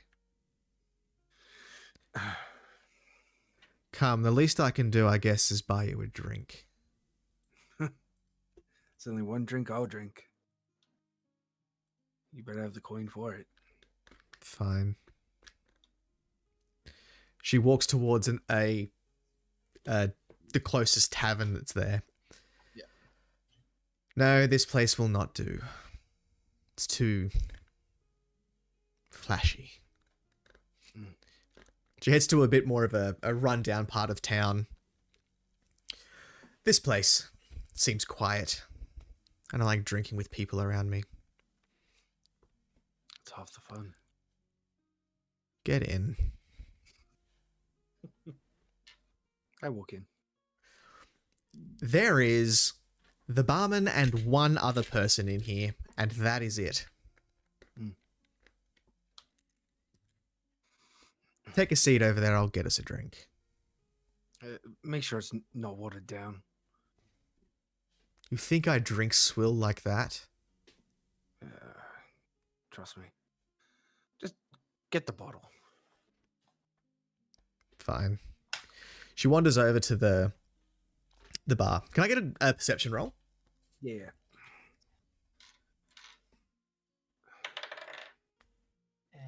18. 18. The single patron that's in there, he keeps taking small sips of his drink and just peering over at you. Mm-hmm. I just stare. When I catch his eye, when he looks again, is like, "Sup?" He immediately just drops his stare back into his tankard and takes another small sip. I stand up. I'm like, no. Come on. What, do you recognize me? He's now talking into his tankard. I'm just here to have a drink, sir. Yeah, same. Well, what's a lonely drink? I sit down at his across from him. I don't wish to be bothered. No, that's all right. Duke. You're the ones. Leave the locals alone. Nah. This one's nice. This one's nice. One of those drinkers. She kind of grabs the chair that you're sitting on. You'll listen, Duke. Leave him alone. Nah, this one recognizes me. Ma'am, I have no idea who this person is. If this is your husband or something, I wrap my orc hand around his drink. pop it from his hands, and drink the rest of it down. As you're like halfway through drinking that, you just feel a fist just slam straight down hard on the top of your head. I'm guessing you're just going to finish it? Yeah, oh yeah. Yeah. Have you had your fun? Can I roll insight against this guy? You can. That is a 14. 14. So he's a bit weird. Like he doesn't kind of fit where he is. So you're in a rundown tavern. It's, you know, early afternoon. He himself isn't ratty, but he isn't well dressed, but he just seems out of place. Mm-hmm. I look up at Allah and I go, you know, sometimes it's the out of place people who don't mean to cause attention that are the ones that need to be watched. Look, do you want a fucking drink or not? Either way, I'm drinking this and I may drink yours. If you don't, just get over there and sit down. I'm curious, aren't you? Did you ever No. have an itch in the back of your brain when someone glares constantly? What do I they swear, it want? was only like once or twice. I was just, you... 5 only- times before I came over. Just tell me what you want. You got a job? I can do a job. You want an autograph? You a fan? You clearly don't come to these places often. I was just wondering whether you and her were together, because she's...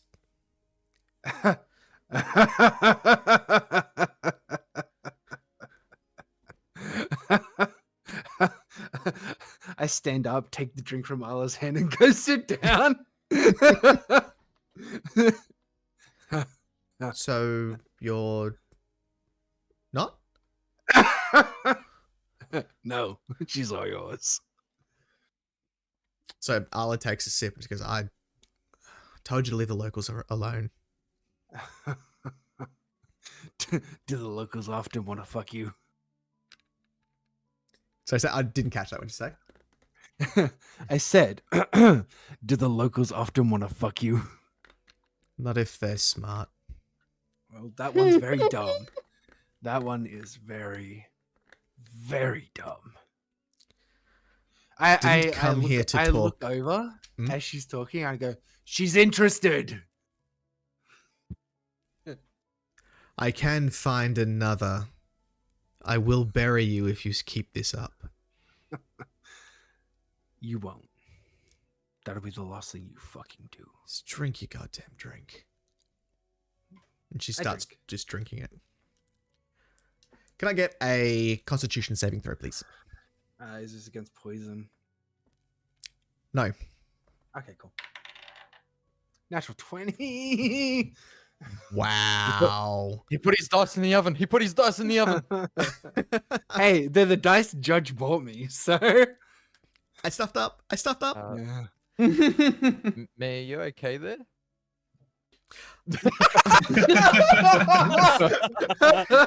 Oh, that's funny. I drink it and like I get the usual warmth. I keep drinking it, drink it, slam it down on the table. Oh, this is gonna be a long fucking night. Arla's just staring at you. Why couldn't you have made this easy? And she just grabs your head and repeatedly slams it on the desk in front of you until you again pass out. All right, cool. Why'd you have to roll a 20? You could have made this easy. You could have made this easy. Well, When you come to this time, you were tied up again. hey, listen, if you just wanted to fuck the guy, I would have just walked along the street. But you're not tied up. You're tied down. Oh shit! Oh. Like, am I on a table? You're on a bed. Hey yo! Oh my god. Fuck. He's I in. look He's down. in. Are they pants? You are clothed waist down. Damn. Okay, so the usual. Nice. All right. Oh my. Oh no. You shouldn't have been awake yet. Wait, It is what? the man from the bar. Listen. Wait, were you after? Did you want to fuck her or me? He's got like a little almost a suitcase on like the nightstand. Mhm. Well, at least I got the job done first. And he kind of like shuts it up, Huh? clicks it closed. What You job? know, you really shouldn't have got mixed up with her. What and he then- job? Puts a letter in an envelope on the bedside table. I mean, she pays really well, but she's not the I nicest. pull on the ropes to try and get free. Can I get a strength check? That is a 21. Ooh. What are you going for? Feet or arms?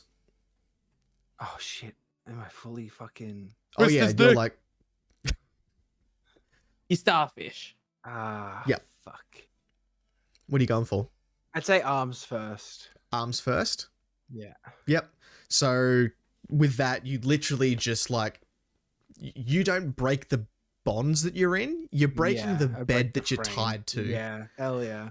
And the man just kind of like, he jumps like, oh my, and takes like a couple of steps backwards. Listen here. Listen to me. What did you do? As I pull my hands closer and I start untying my feet. I did the job I was paid for. Okay, what was that job? Hey, look at me. I'm He's- not gonna hurt you he's if you tell walking me what the backwards. fuck. Listen to me. I'm not gonna hurt you if you tell me what the fuck you did. That wasn't, Hey, I won't tell her. I won't. It's just between bros. as the door opens Not behind him and he steps through it. Have I got the other foot untied? Give me a strength check. Fuck.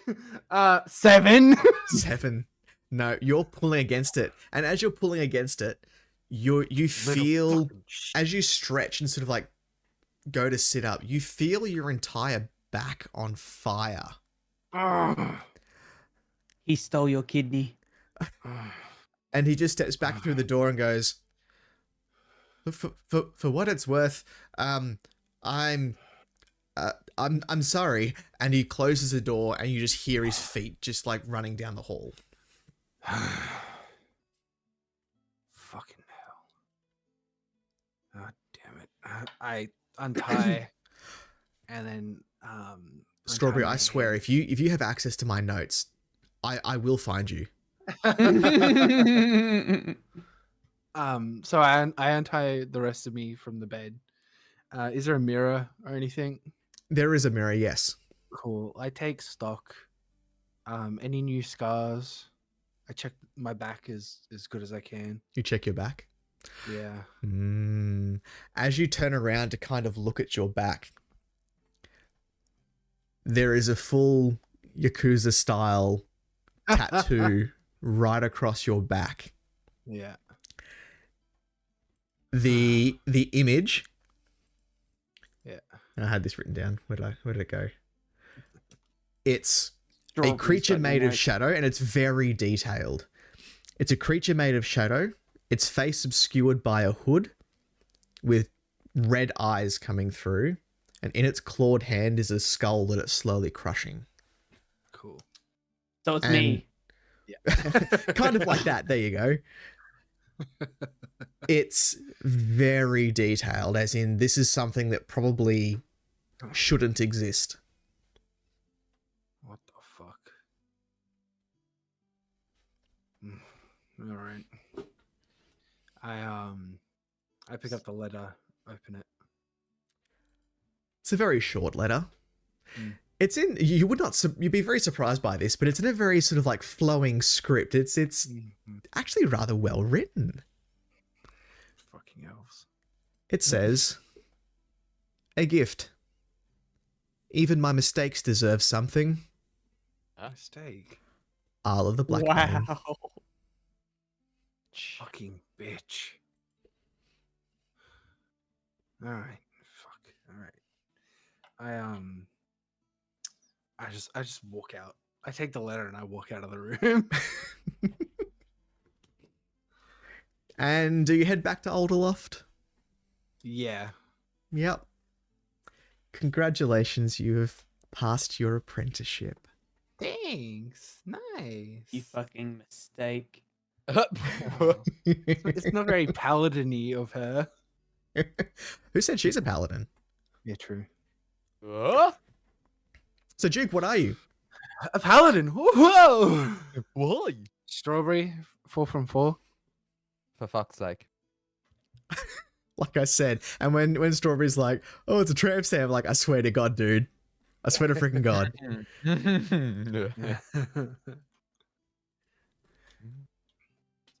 Nice. So, yeah, sorry, Duke keeps getting like screwed over and stuff. No, that's fine. Up. Joke's on you. He feels pain 24/7. She was just a heartbreaker. You'll get over her. I was gonna say, is Duke based on me? All right, so now do we get to Mr. Darth Sidious over here? Bird face on again. No, I You did that cannot whole think. segment bird faced. It's actually suffocating because I don't think there's enough air holes. Yeah. So the longer I wear it, the more diluted I get. I was literally sitting here almost passing out before because I need to take this off. Can we call what Jazz is right now just Darth Vogel? Vogel means bird in German. Oh, right. What does it mean? I am the Kenku. I am the nest. Do it. Gah! Do it. Do you want to take a quick break, or do we want to do Laos first and then Oh, break? are you really gonna cuckold him right now? He's been waiting for Yeah, so long. let's take a motherfucking break. We're gonna take a break right before the last person needs to finish off their apprenticeship. Let's take a break, guys. All right. Yeah. Alright, guys, 30-minute yeah, break. yeah. Let's go. Come on. Actually, we're gonna end stream right here. Jazz, what do you Jazz, are you good to take a break, or did you? Oh are yeah, you- I'm happy to take a break. I need to like turn the Drown camera off yourself and in take water? this fucking morph Freshen up. suit off a little bit. 'cause Wait, God wait. damn. Don't turn the camera off for us. Yeah. Da-da-da-da-da. Stream, sorry, you'll have to pay $15 a month to see this content. All right, Only well, on let's- Only Onions. Oh, hey, let's take a quick break, and we will come back. Alrighty. And this is where we finish up and say goodbye. And Yeah, good Hi, night. See you next everybody. month. Thank you for coming. all right. It's just because you don't want let's- to embrace the chaos. We know. This is going to be interesting. Okay, so as you have heard with all the other apprenticeships, they've all had their own title. So Nori was called a student. Now scrolling up, we had the initiate that was Duke. Oh, I thought you were going to say dumb fuck. We had the actual apprentice, which was Gimbal. And we had the fledgling, that was Remvar. Yay! Lao is just called Bird. I am Bird. Here's Bird. I thought Duke's title would have been Rope Bunny. Listen. I mean, Ayo. He did get tied up a lot. Yikes. Okay. So, Lao, Yeah. your apprenticeship starts like any other day for you. You wake up. You make noise at the sky. Mhm. At people walking Make sure past. everybody's awake. Yep. Because if I'm awake, then everybody needs to be awake. From outside of the at the back of the apothecary stumbles Tuck. He's got a bathrobe around him, kind of rubbing his eyes. I guess it's time to start.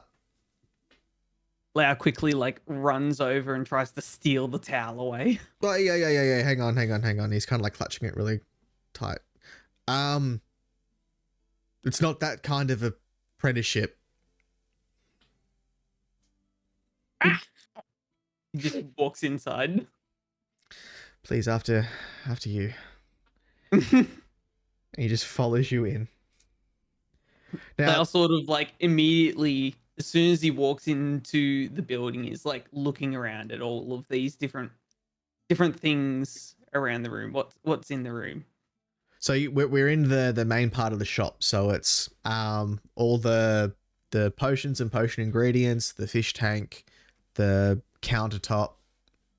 With every single ingredient and potion, Lau goes up to it and studies it quickly, then moves on to the next one. All and right, studies you need every single one. We're not quite there yet, Bird. We need to start with some basics. You're very far away from having to deal with any of this. Lau sort of looks Tuck up and down, then goes back to studying the shelves. Look, yeah, I guess you're eager at least. That's I guess a good sign for someone wanting to learn. Oh boy. Never. Lau tries to make his way further into the shop because he remembers there was this little area that he was taken to last time he's trying to get back down there. You are eager. Okay. And he walks over and pulls a lever on the bookshelf and door opens. As soon as it opened, Lau's straight down. And again, after you, Bird. My God, I'm going to need some coffee for this. Lau's ears tilts his head to the word coffee. Do you drink coffee? Lau nods enthusiastically. Of course you do. You're always wired. God damn. All right. So he heads down to the secret room, and starts setting up a your typical chemistry set. Bunsen burner, flask, and all that kind of stuff, and starts making coffee in just that. In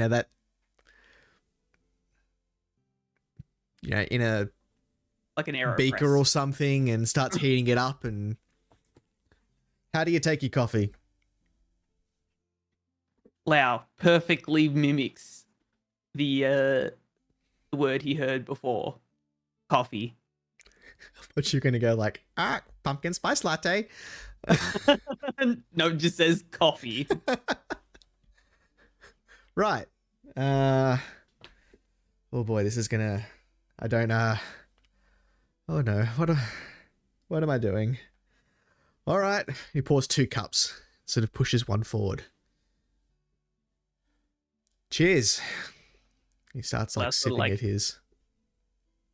Puts the tip of his beak into the top and then oh fuck, hang on. I've lost my headphones. Oh shit. Okay. Hang on, I can't hear it. And this, kids, is why you don't method Give me a act. second.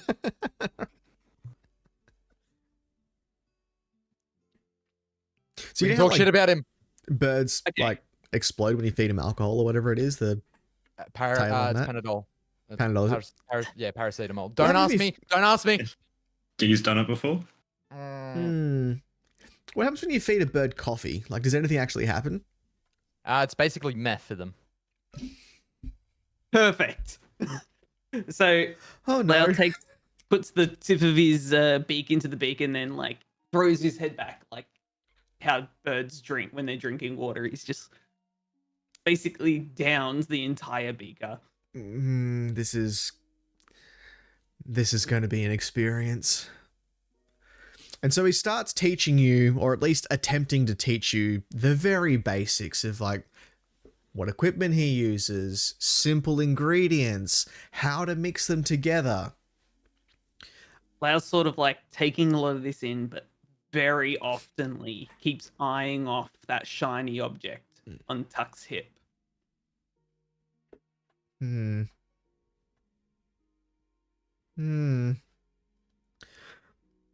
He keeps showing you more. As sort of Lau's feeling the sort of like the knowledge seep into his brain, he tries to keep getting closer and closer to Tuck, just almost trying to earn his trust at this stage. You're getting awfully close, bird. Could you step back a couple of feet? Lau sort of like looks him up and down, shakes his head. This is going to be harder than I thought. All right, enough of this for today. We'll we kind of. Do I go straight to target practice?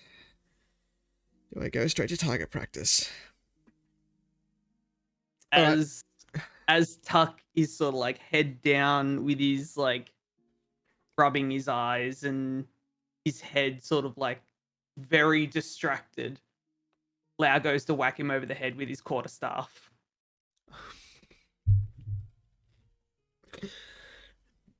Did not take long. Yep. Attack roll. Oh. Now I'm assuming I plus onto whatever I rolled what's on my sheet as well, so I plus 2 to my roll. So to be a strength roll, you're proficient with quarterstaves, are you? I'd assume so. It's the weapon that I got. Yep. So it is 6. 6. So Tuck's kind of like rubbing his head and just hears this. Whoo. What was that? Lau instantly like puts the quarterstaff away and pretends like nothing happened. He starts like looking around as well. Can I get a deception roll, please?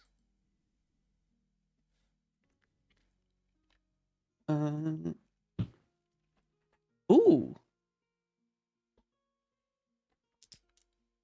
Which one's deception again? The one that starts with D. Oh my Oh, god. there it is. 16. Kind of looks at Lau and looks around the room and goes, there's got to be a draft in here or something. And starts like walking around the outside of the room. Could have sworn I made this airtight. Am I sneaky? Lau tries to like sneak up on Tuck again to try and whack him over the head with the quarterstaff again. Oh god. Okay, I need a stealth roll. I should have brought the calculator up. Hang on. Doesn't that calculate it in D&D Beyond? Oh, I'm rolling physical dice. Oh. So I roll the physical. Where'd the calculator?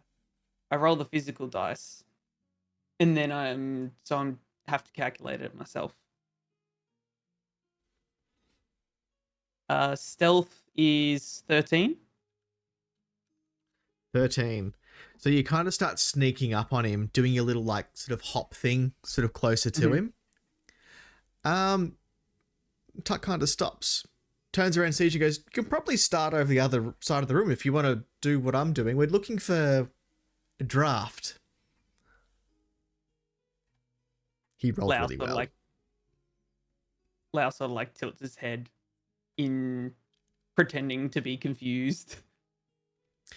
You know what? Maybe we might just call it off for today then. And he kind of starts showing you sort of up the stairs. Does it count if Cersei rolls? No, not unless Cersei wants to play. Lau sort of like agrees and goes up the stairs and leaves the shop. So the next sort of few weeks, I guess, go the same way. Tuck attempts to teach. Lau Lau might attempts kind to of murder. like, you know, he might trip him over every so often, or something goes, you know, gets knocked off the table or something. Once or twice he kind of like scores him a good one. And he's like, you gotta be careful with that thing. We're only in a small room here. Just be careful. About a month in, he actually starts showing Lau how to mix particular ingredients to get particular effects. And so he's like, okay, so what you do, and he explains the way to make fire, or on-command fire. You mix this ingredient out of this container into this one. Now we do it very carefully, because this is very volatile. You can sort of see that like something in Lau's eye sort of like twinkles because he's like, I want to be able to do that. So he grabs the vials and carefully mixes them together and stuff like that. Give me a medicine check.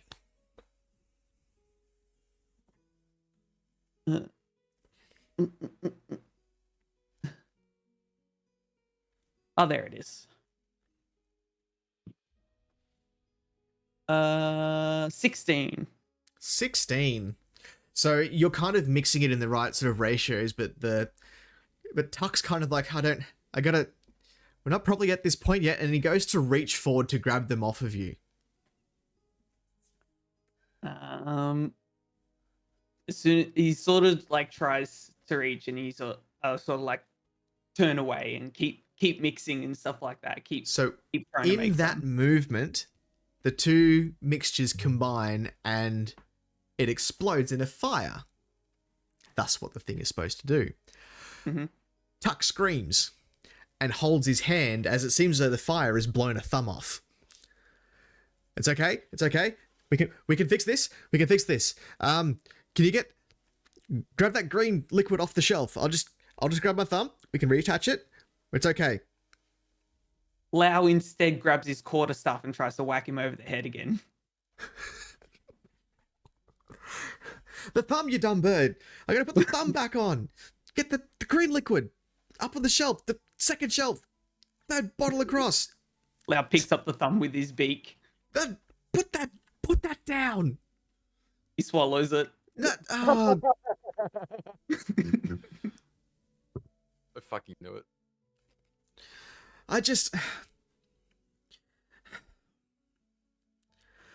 Fine. And he goes over and gets the green liquid that's on the shelf. Well, this is the price you pay, I suppose. And he kind of like just douses it on the stump that is now his thumb. Mm-hmm. And it kind of just heals over.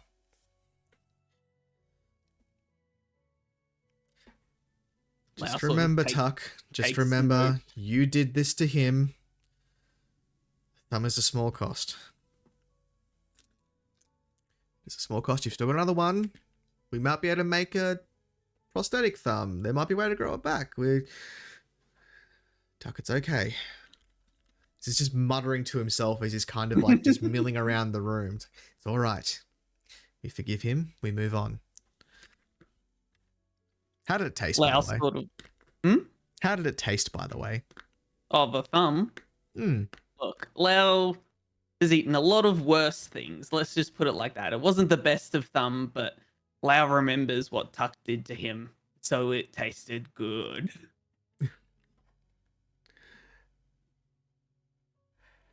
All right. I'm still determined to whack Tuck over the head with a quarterstaff. Well, I kind of can't really, how am I going to hold my bloody uproar now? All right, we're going to have to teach you this right-handed. So, we now turn to target practice. Lau sort of like tilts his head. Sorry, is it just me or is everyone frozen in guest star? No, I'm Hello, blinking- hello, I'm hello. blinking PNGs, occasionally. We're waiting. Yeah, Yeah, but I- as in like the Oh wait, no, I'm frozen. OBS is completely frozen. oh my god, Jazz Wow. looks horrifying. Jesus. I know Oh, no. that's a smile. That is. Actually, hang on. No, I am also frozen too. Everyone is frozen, by the way. Really? Everyone's Yes. frozen. It's E- fine. every- Everyone's- everyone is frozen.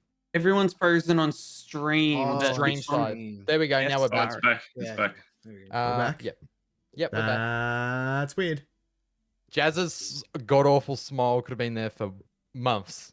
That was a Easy. great smile. That was. Mhm. So I was just looking over, listening to Jazz talk, and I just seeing just having this grin. Anyway, continue.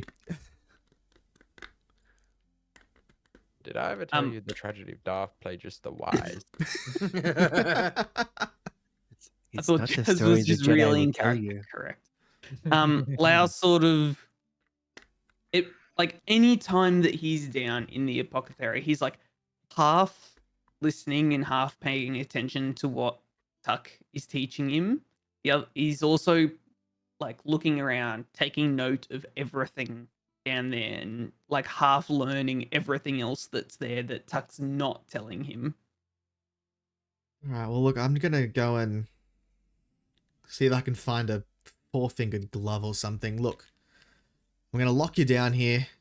Just shoot that thing on the wall for a bit, and he kind of just puts down a very simple version of uproar. It's kind of like a what's the guns you kind of like have to pack things in the front and like Musket. kind of like, yeah, I guess a musket, yeah. So it's a very simple one of those where you got to like A flintlock load, pistol. yeah, you load the front of it to fire it. It's a bit different to how uproar actually works, but it's kind of like the prototype of the prototype that Tuck had. So it's meant to just be for aiming, target practice. Mm-hmm. So he kind of leaves you. He closes the door at the top of the stairs, and you can hear him muttering away, going, "It's going to be so hard to find gloves that fit now. I don't know how this is." And he just keeps muttering to himself as he walks off. So you are now in the room by yourself. So now that Lau is completely by himself, immediately he starts like pocketing things. He grabs like all these different potions and stuff like that, starts filling up his like backpack and stuff like that. Now that he's got uproar or a version of it sitting on the bench, he's like, this is like internal monologue, so it's not actually him speaking, but he's like, I need to get this working. So he remembers the fire potion that was made just before, and he starts brewing one of these fire potions and tries to put it into uproar. And then So you're like pouring it into the end of the actual gun itself. yeah, pretty much. Oh boy. He Okay. then gets like a little metal pellet, puts the pellet in the end, gets a flint, points it at the wall, strikes the flint so that it lights the brew inside. As you've kind of like poured the stuff into the end of the pistol, the back end of it kind of melts a bit, so it ends up being just like a tube that now that you've added something else to the end, a gout of fire shoots out the end at the wall. You kind of realize to yourself that you've made yourself like a little firebolt device. Lau pockets this as well. He's like, ooh, I'm gonna keep that for later. Neat. Do I know how the uproar actually works? No, because you haven't, apart from the first time you used it, you haven't actually used uproar. That's still with Tuck, and he hasn't let you fire off again. You're still very early in your apprenticeship. like very early.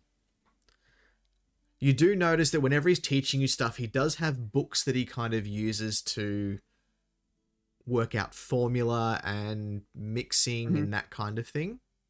And they're on their own shelf. Lau sort of checks out the books, remembers the correlation between Tuck reads these, and then he teaches me. So maybe the books are actually the knowledge. So pockets all the books as well, chucks all of them into the backpack. So pretty much all the shelves are like half stocked now because the amount of stuff that Lau has like pocketed into this backpack. He's just wiping him clean, just everything. Well, Just he is. one and all. As you're sort of pocketing the last of the stuff that's there, you hear the lever get pulled and the door kind of slide open.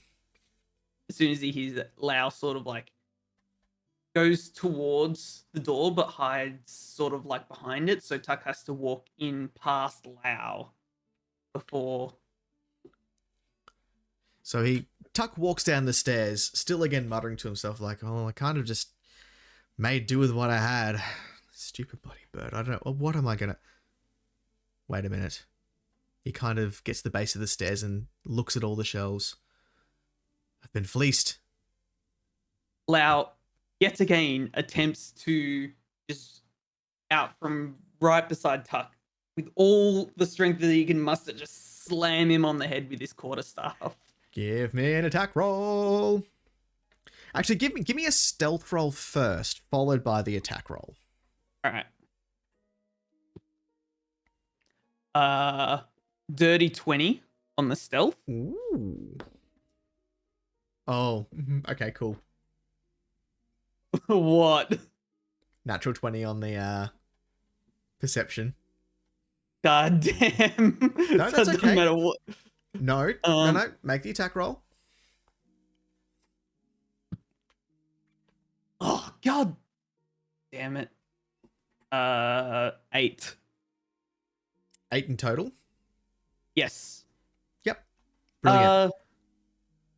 Oh, no, I can't do anything with that. Never mind. Yep. So he walks in and goes, I've been fleeced.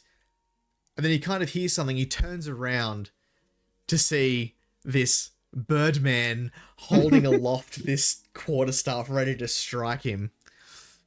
This damn bird. And he pulls out Uproar as you swing down and you completely just whiff and just miss him completely. Checks out. Bloody bird's trying to kill me. He levels the gun at you. And he shoots. He misses. And he blows a hole in the door above the stairs. What do you now do? Can you give me a second to lock this cat out? Because she's doing zoomies and knocking shit over. So give me uno momento. Suspenseful. Ooh. What's happening?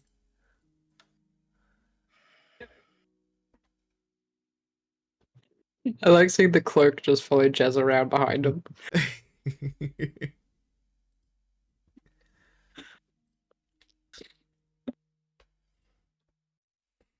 Right.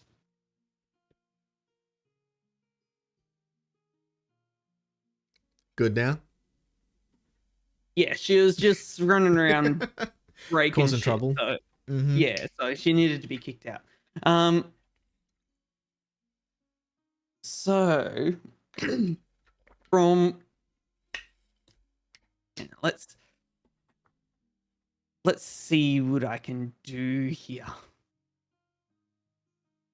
You know what? Let's just after completely whiffing on the on Tuck, and then seeing that he's now blown a hole in the door upstairs, he's like, "Well, I gotta commit now. I'm found out." So he goes to swing at his head yet again to try and just knock Tuck out at this stage. Not Make trying to another kill attack him. roll.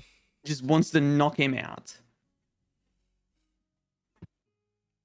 Oh, that's a lot better. 18.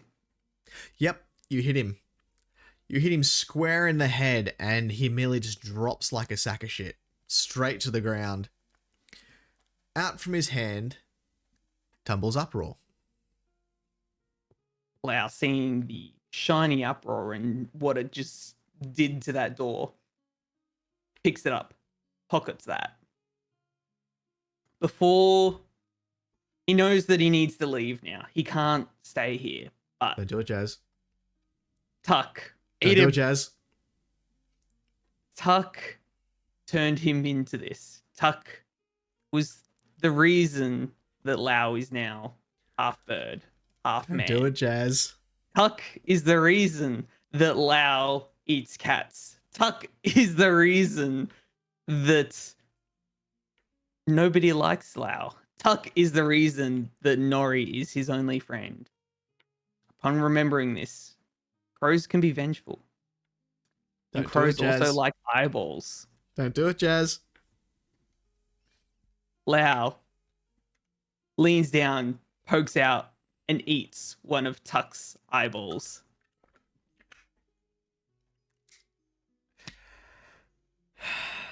Tuck is out cold. You've like full on brained him, so he ain't waking up. The eye pops out like a little grape. Ugh. Lau picks it up in his beak, throws it up, and just gobbles it completely whole. Ugh. He grabs his knife and scratches into the wall. Lau will remember this. Oh, Jesus Christ, dude. He then does a last check of the room, make sure he's got everything. He's got all the books and got all the potions he needs, and then disappears out of the shop. Can you give me a intelligence roll?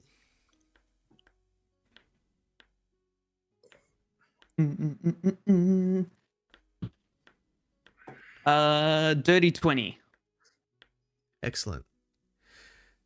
There's something that Tuck values almost as much as Uproar. You walk past this, and they're swimming around looking at you.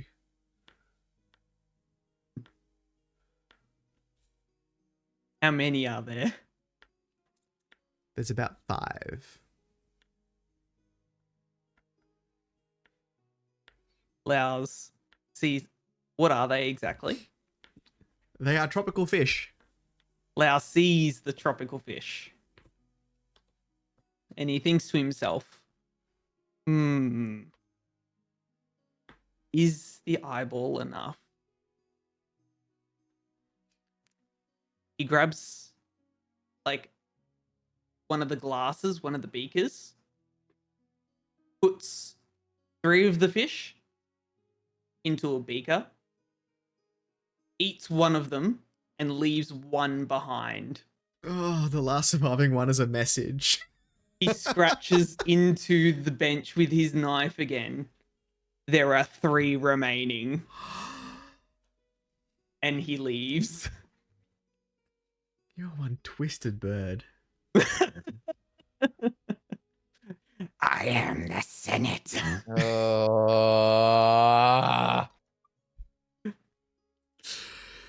He Hang picked on. up a few things from the mafia people that Nori ran into. I feel like that wasn't as aggressive. Hang on. Wait, no, hang on. Jesus. Fucking. It was the right eye. Because I The feel right like eye. he's right eye dominant. Ow. So he's lost his left thumb and his right eye. Correct. Oh boy. Because then it also shows that it wasn't the same accident. If it was his left thumb and his left eye, could have been the same accident. So this is also a warning to other people. This bird is fucking chaotic. Nah, shit. Nobody messed with Lau. So where does Lau go after this? Because he quite clearly can't just hang out the back of the apothecary anymore. No, Lau realizes that he cannot stay anywhere near the apothecary. However, Alderloft is a large place.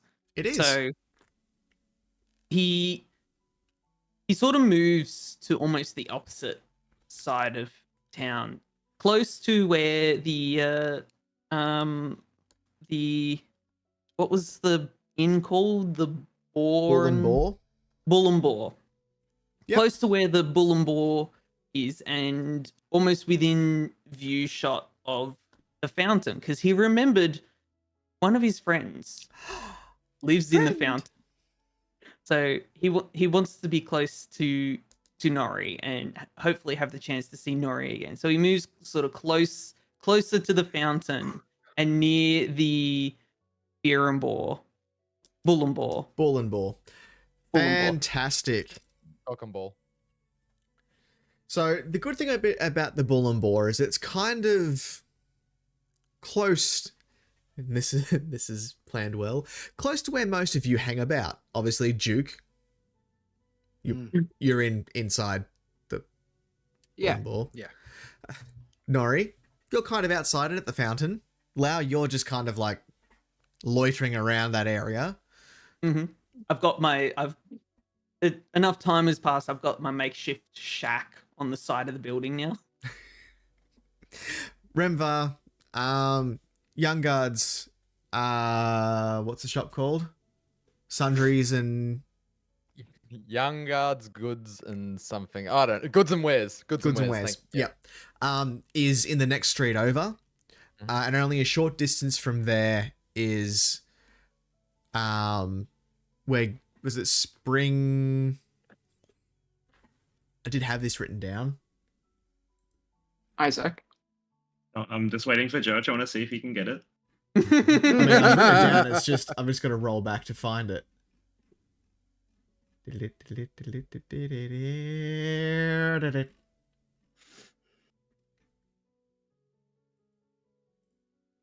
Switchthorn Spanner Works. That's the one. Is just a short walk from there as well. So oddly enough, on this day, it's about 6 months from when you started your apprenticeship. It's been a year? I'm Six- 19. I've 6 gotten months? so old. 6 months since we finished the apprenticeship. So No, it's been a year since we've seen each other? Since you started the apprenticeship. Ah. So some of you would have finished relatively recently. Some of you. Lau's an artificer, by the way. For Oh those that yeah, didn't- sorry. didn't Yeah, there you guess. go. So Oh. Strawberry, seriously, dude, like, how? Stop it. I think it was the Tuck using uproar what gave Lau away. Yes. Most likely. Mm. But yes, anyway, continue. The spirits told me.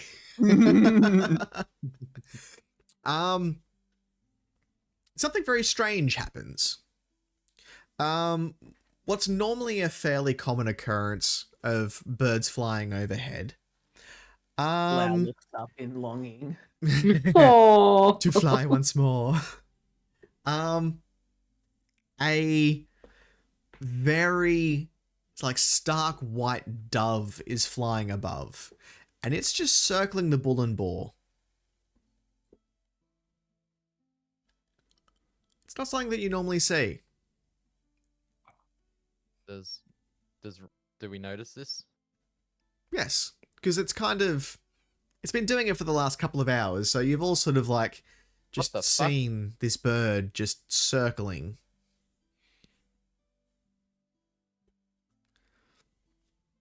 Someone comes into the Bull and Boar, and is kind of just telling the story this bird, it's got to be drunk or something, man. It's just circling around up there. It's got no idea where it is, what it's doing. Have you seen this?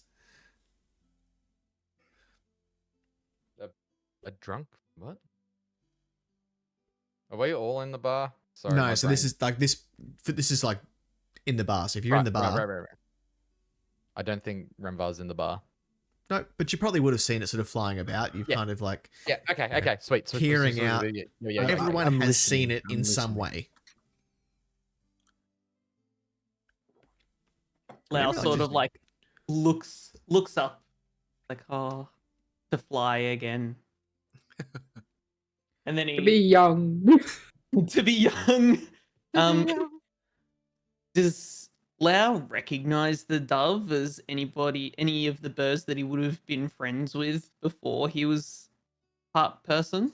God, no, this is a dove, mate. This is like That's Hey, you know, royalty. crows get around and doves be pretty. Nah. you be a dirty black bird. This thing's like a pristine white. It's the royalty compared to you, Jazz. Yeah. Pretty much. Hey, look, I've heard of worse. You miss 100% of the shots you don't take. But Lau My- sort of like comes out from his shelter and he's sort of standing at like the alley next to the beer and ball, so he can like Bull and ball. people walk bull and ball, sorry. People walking into the bar can see Lau sort of like looking up at the bird. The dove. Bird, you ain't got a chance. As I walk past you. Oh. Lau just like The bird keeps Am I able to circling, but roll? it kind of dips a little bit, and you can see it's kind of getting tired as it's just circling around the top of the tavern.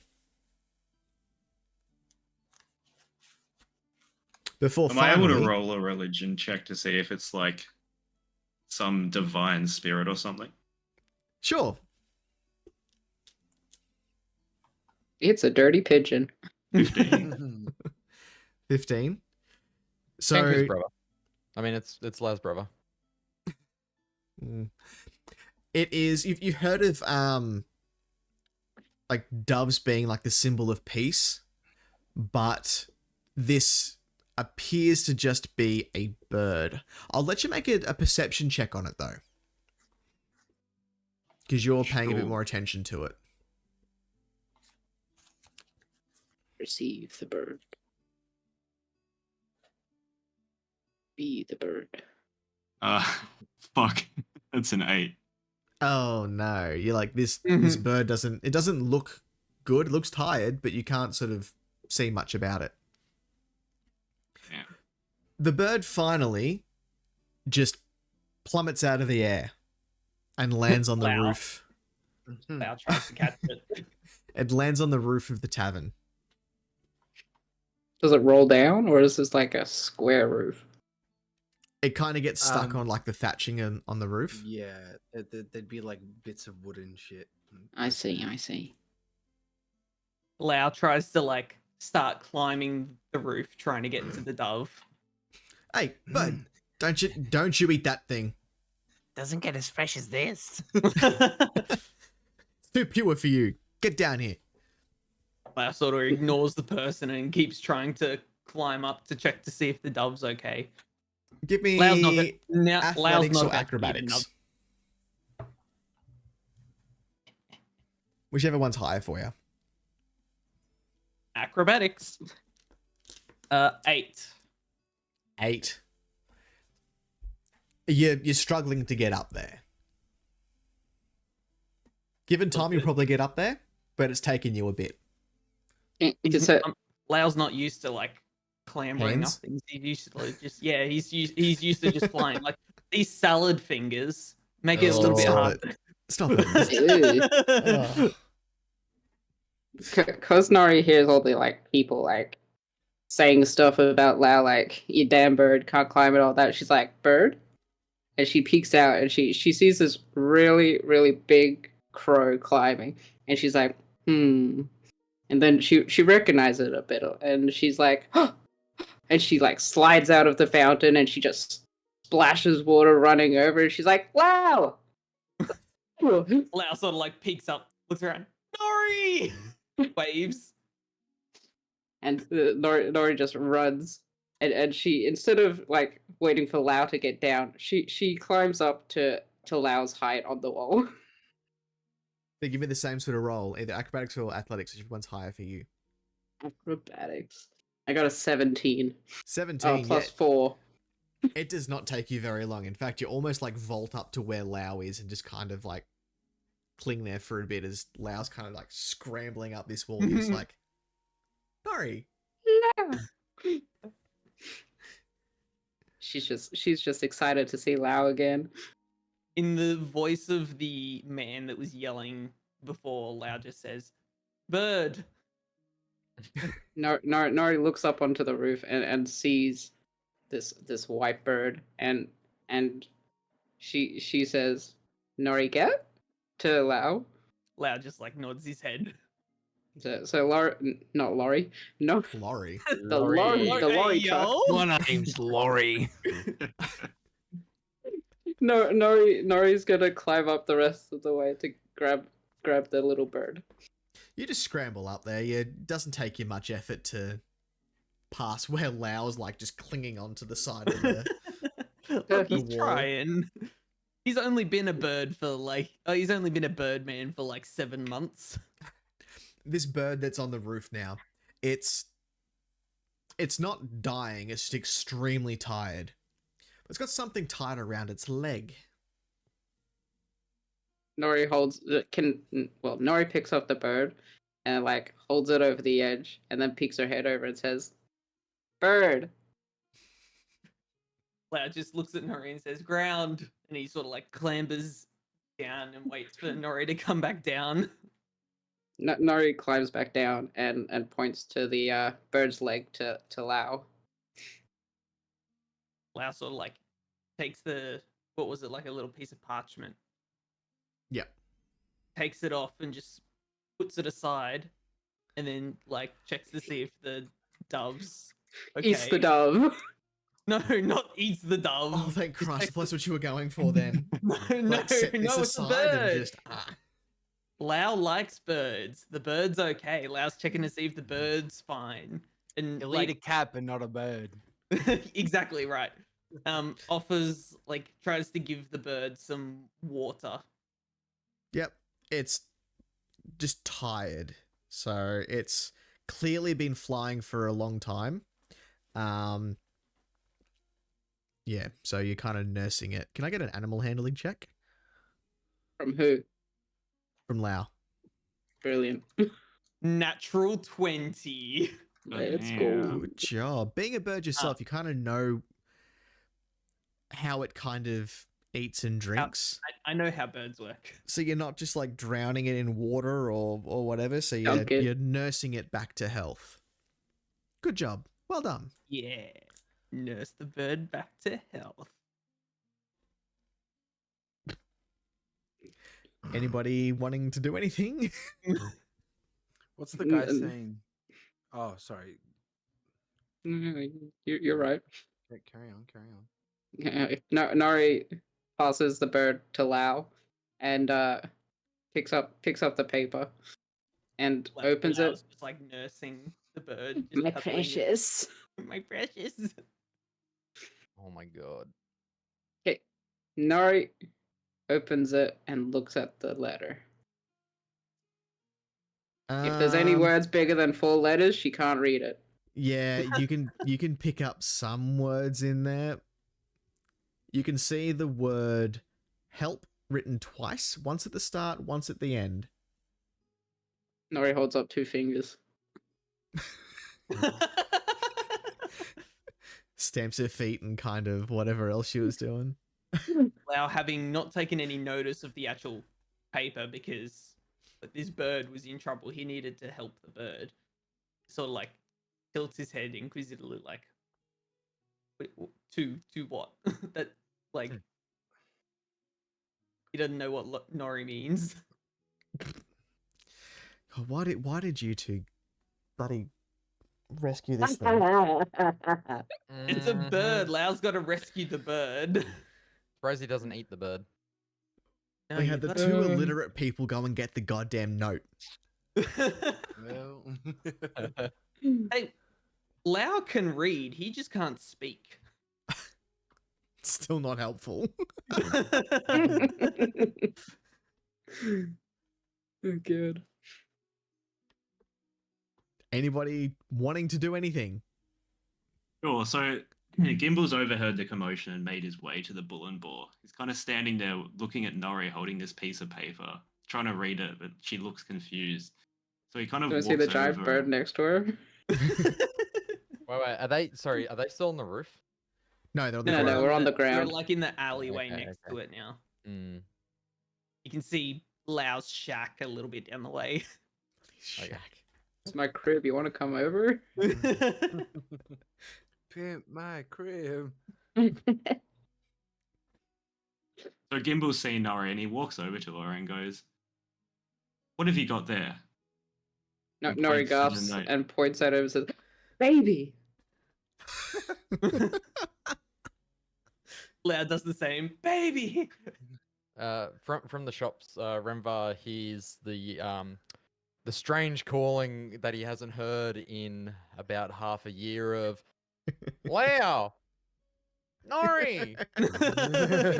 Thinks to himself, it can't be, and slowly makes his way over to the bull and ball. No, Nori passes the note to Baby because she thinks Baby can read.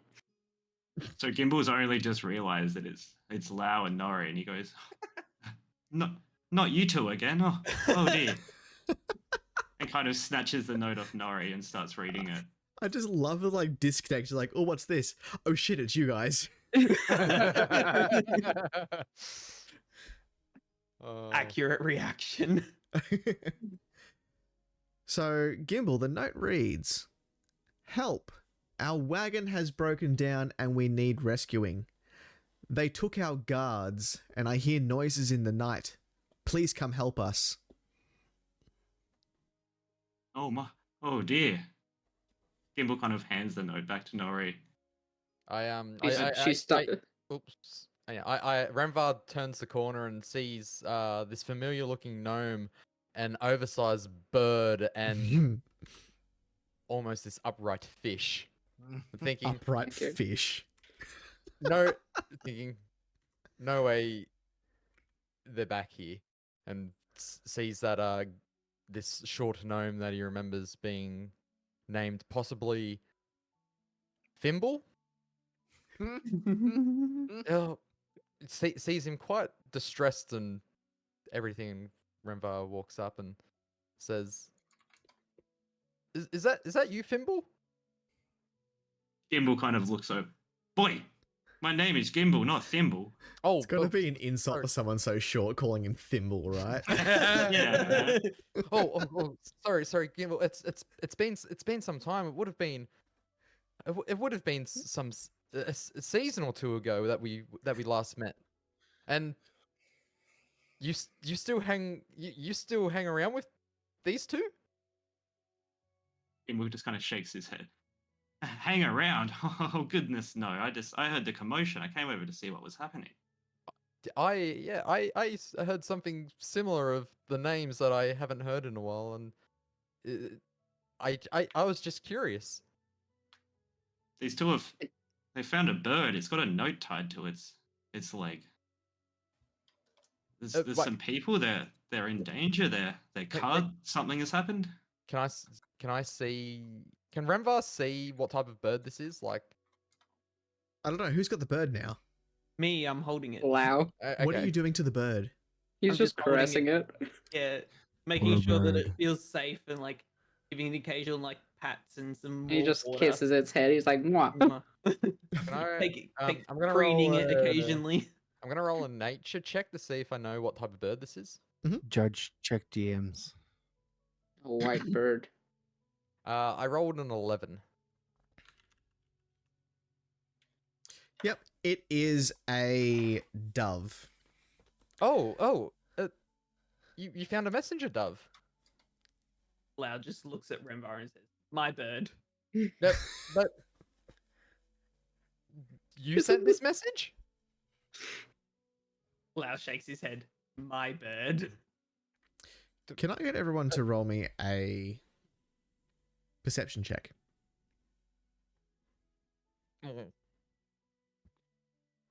Oh, 17.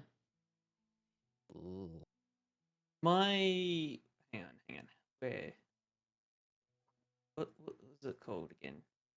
It was 16. Can I my Kenku recall? Do I use that before or after I've rolled? What does it say?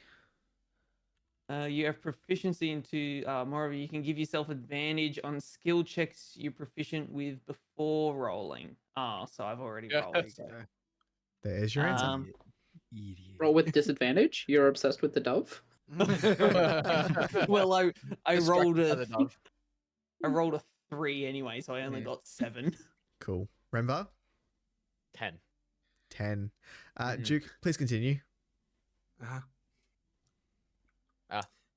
So, but okay, so you found your bird with a message on it. Lau shakes his head. My bird. Who has the letter right now? Nori. Nori has it. Cool. I turned the gimbal. What did the letter say? Gimbal looks back at Nori and points at the note. Can I? As you look at Nori, there a large orc behind her, like comes out almost out from right behind her, reaches over and snatches the note. Wow, he the could have hell? just asked. Lau You didn't sort see of him like come up, did you? He Lau still sort of, could like, have. panics and like hides the dove in his sort of robes and grabs his knife. He's like, My dove. What are you doing to that dove? no, not knife the dove. Yeah, like, shank, shank. Protect I himself. thought you were like, I'll do it, back up, I'll do it. No, he's like protecting the dove. I'll fucking do it.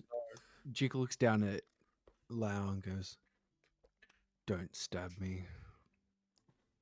Lau sort of like recognizes the voice.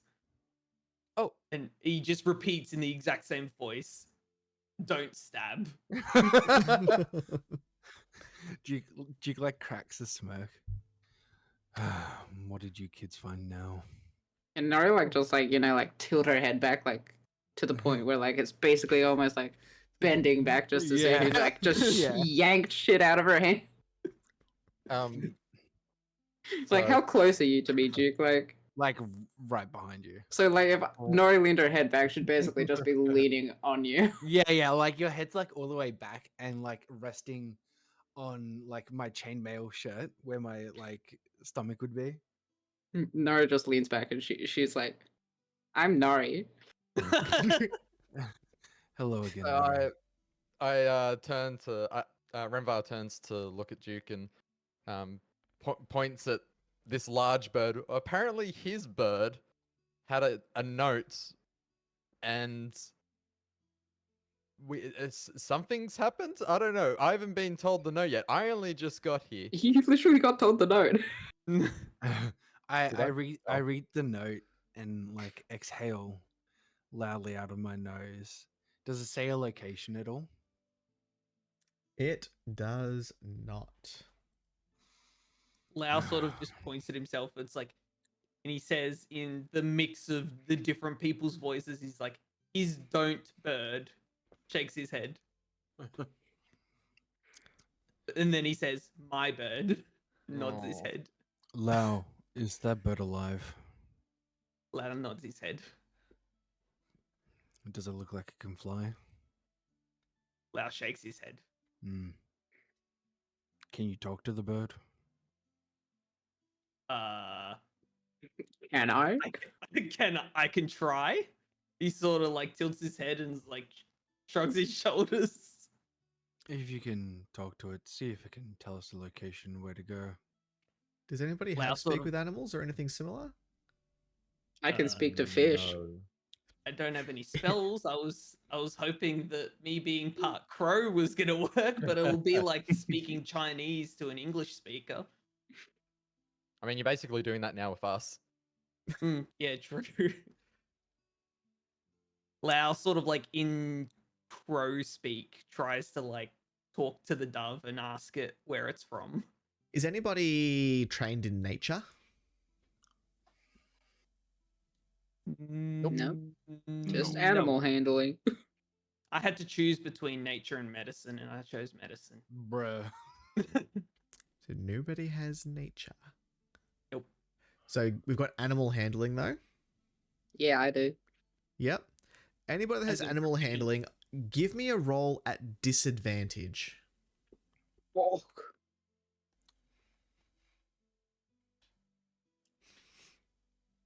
Got a 8 plus 4, so 12. Ooh, okay, that's better. So this is like a messenger dove, homing dove sort of thing. So you kind of know that it will eventually return to its owner. That could have gone a lot easier, but no one has nature.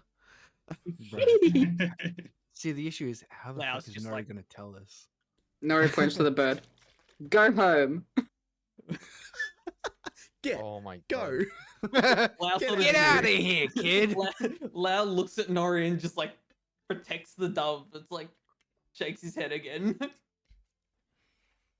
So this bird's tired. It's not injured in any way. Hmm. Would casting healing at full health like reinvigorate it? Ooh. Hmm? It's more like exhausted, so you'd need to like remove the condition more so than heal it. Hmm. Hmm.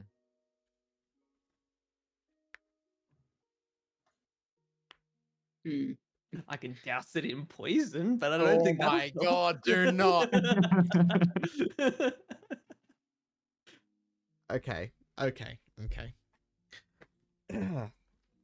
One of the people that are around you who's been sort of paying it half attention, staring intently at this bird. Lau sort of gives him like the evil eye. I think I recognize that bird. Lau gives him the second evil eye. That's Mr. Ilian's bird, isn't it? You know, the general goods merchant from other side of town.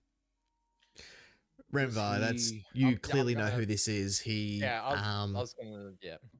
he I'm is gonna roll a 3 check the for rich merchant, the one that Ooh.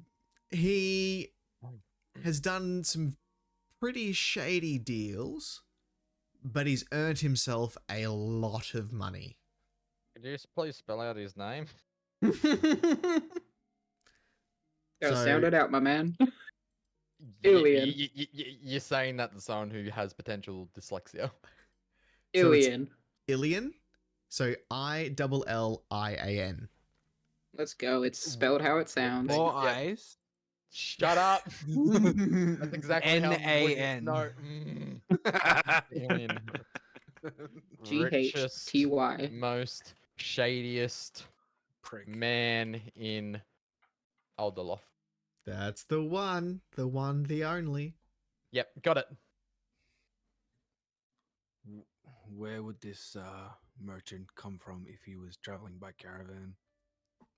Well, see, I heard he rushed out of here about a week ago. He kind of About a week ago. broke off a deal that we had going on. He said he had something to go and do in Veemanport. Always fucking Ooh. being in port. So he skipped out on you mid-deal. Yeah, he said he'd Yeah, be you- back. Are you resentful for that, or are you waiting for him? Look, I don't have to tell you nothing, all right? Inside check. Yep.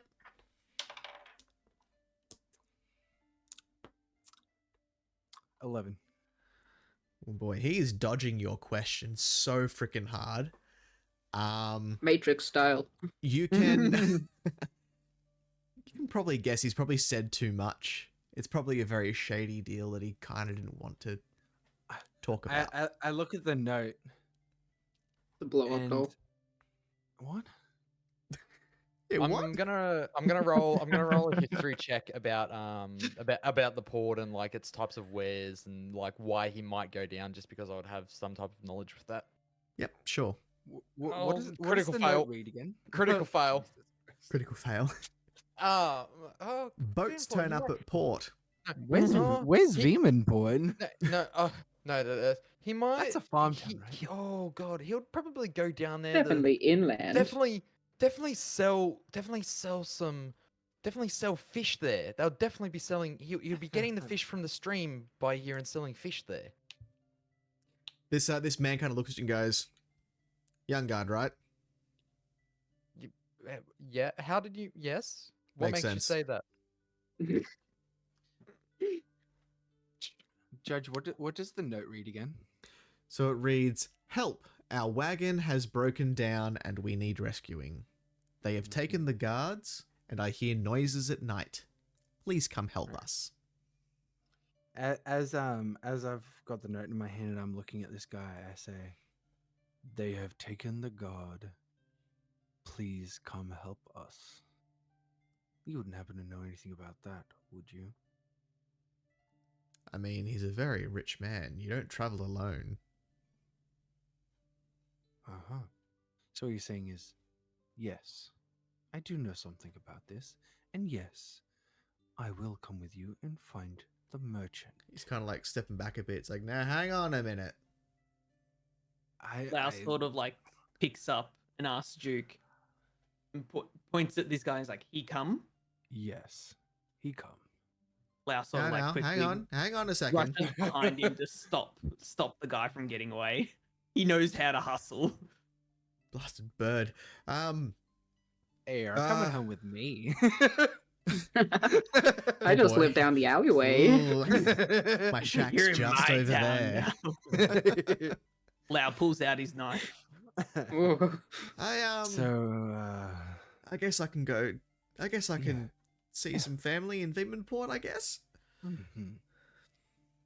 Lau is also nodding his head. Nori cheers. Go home. Duke pulls out some rope and binds the guy's Ex- hands. Excuse? No offense, but you're not running away. No, just hold on 1 second, and another really guy doing that, kind of Duke? steps forward. Lau sort of like turns around and like squares up. Uh, Like You makes have a himself bird look in your really hand. big. Okay, roll me intimidation, Lau. Thank you very much. Oh, does he get Um, advantage because I'm standing behind him? Depends. Are you I am- helping? I am also Yeah. going to use my Kenku recall as well, so I roll with advantage. Okay, never mind. Yep. Never mind. Well, we're not using a 9. yes, you are. We use 14. We're using a 10. 14. So the man that kind of like stepped up, clearly knew this other guy, and all of a sudden there's just this bird that's like up in his face, just like it's like, all right, Ah. you're on your own, and he just walks off. But wait, I'll come quietly. Just don't tie me up. Will you run? He kind of looks Duke up and down. Wouldn't do any good, would it? No, it wouldn't. Can I insight check that?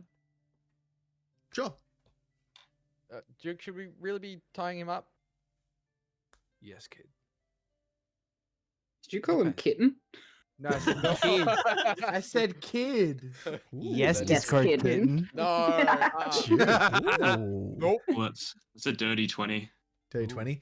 Yeah, you can tell this guy's like sized Duke up and went, "There's no way I'm getting away from that." Gimbal just kind of steps up and looks at Duke and goes, "Now that's not necessary. Don't tie him up." You're right. And I pat the guy hard on his shoulder. I'm like, he On knows his what's good ass. for him. He kind of stumbles a bit, kind of not really keeping his footing.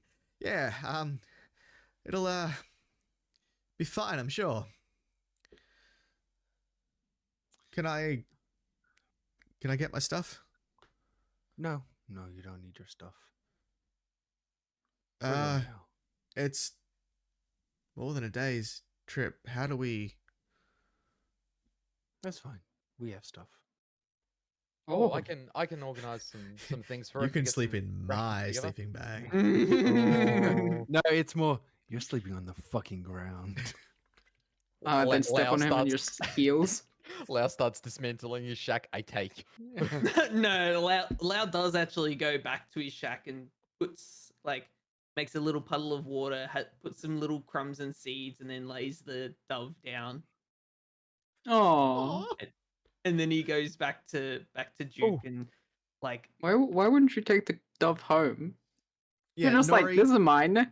Nori, you're watching this going, but the dove needs to Go go home. home. Dove.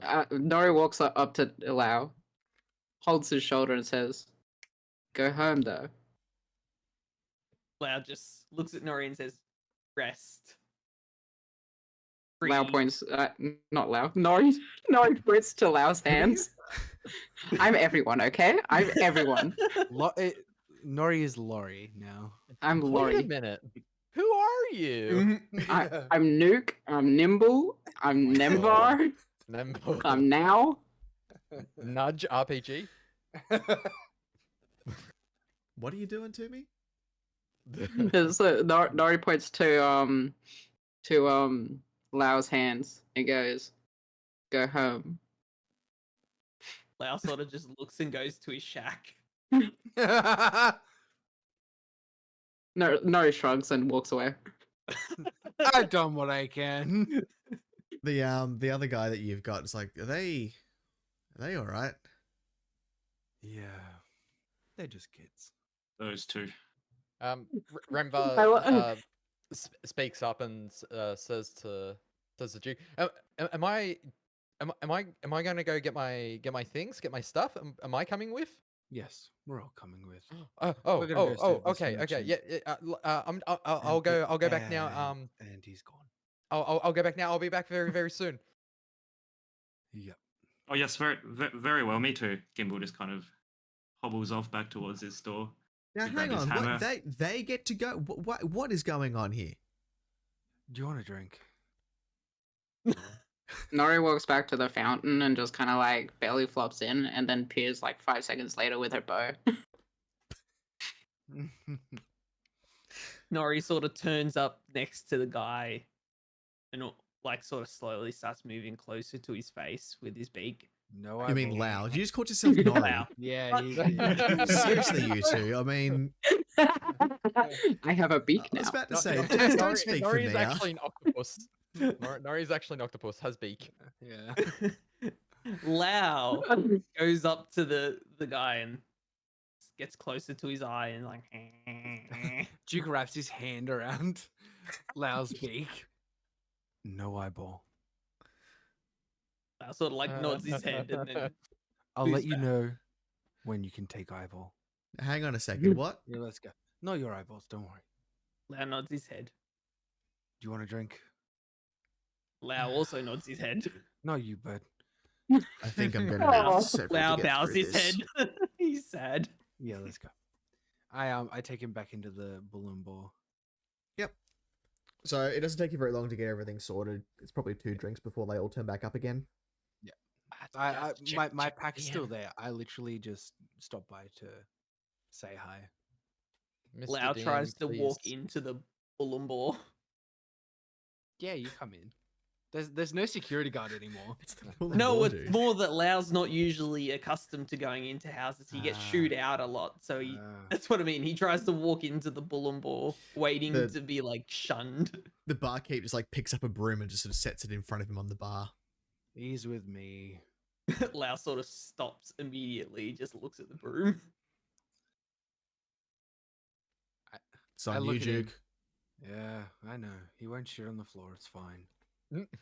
Lau immediately first. shits on the floor. No. I turn to Lau. I grab like the nearest broom and I throw it at Lau. Clean that up. Lau sort of just like flutters and then like brushes it out and then just sits outside. Duke. The I ang- mean, seriously. What? What do you want? A gold for it? It's just. I want gonna my join the floors other- not to have bird shit everywhere. Oh, you rather than I have am a random blood? respectable. No, have it. you're not. Lau pokes his head in and laughs. Look, just clean up. Oh, yeah. All right. Shall you Judge. head off? Judge, Judge DM. DM. can I do the thing that I messaged you? Yeah, I also messaged you something as well. Check your DMs, Judge. Jesus Christ. Yeah, God, keep them open, God. This DM doesn't check his DMs. Well, hey. Hey. So Nori, I'll need a stealth and a sleight of hand check. Oh But Jesus But they're Christ, Steve. they're what the hell? inside. No, just go right to the bottom, right to the bottom, right to the bottom. Holy Yeah, we mother can. Lord. 100%. Okay, excellent. All right. So, Renvar. Mm-hmm. Go. Renvar kind of quickly, hastily, like, opens the door with almost a certain vigor his father hasn't seen Renvar never seen before. Never seen. Renvar kind of rushes past. Just, I won't be. I won't be long, father. I'm just. I just got to get a couple things. You ran out. What? We're still open. Renvar goes back into his room and quickly changes out of his clothing he's got on and chucks on his leather armor. Well, chucks on his leather armor and everything else and gets ready and puts his the rapier that Eliana gave him and gets set. He's got his pack on and rolls up everything just to make sure he's checking over everything, and he's kind of getting ready and Oh he's fuck! making a lot of noise in his room, and he's kind of going, oh, I need all this. I need. Oh yes, I think I'll get this. And I kind of. So your father walks up to the door and goes, I don't know what you're in a huge rush for. I mean, you've had your lunch break already, and what are you doing? Where did you get that? What is that on your waist? It's been given to me. And what do you expect to do with that? Use it. On Bitches. what? Skewering rats? No. On There's a giant bird infestation. No, I'll be using it. I'll be using it against like other people, like Other adversaries. people? Yes, other people. I've got murderer, to. father. I've got to go down. I've got to go down to the port town. You're a merchant. A merchant's son, might I point out, in Alderloft. Yeah, well, yeah, I might be your son, but I've been training for this. I've been doing all this. You've done I've been what? where do you think I've been and gone out so late? I've been. This is what I've wanted to do. Why don't you want me to do this?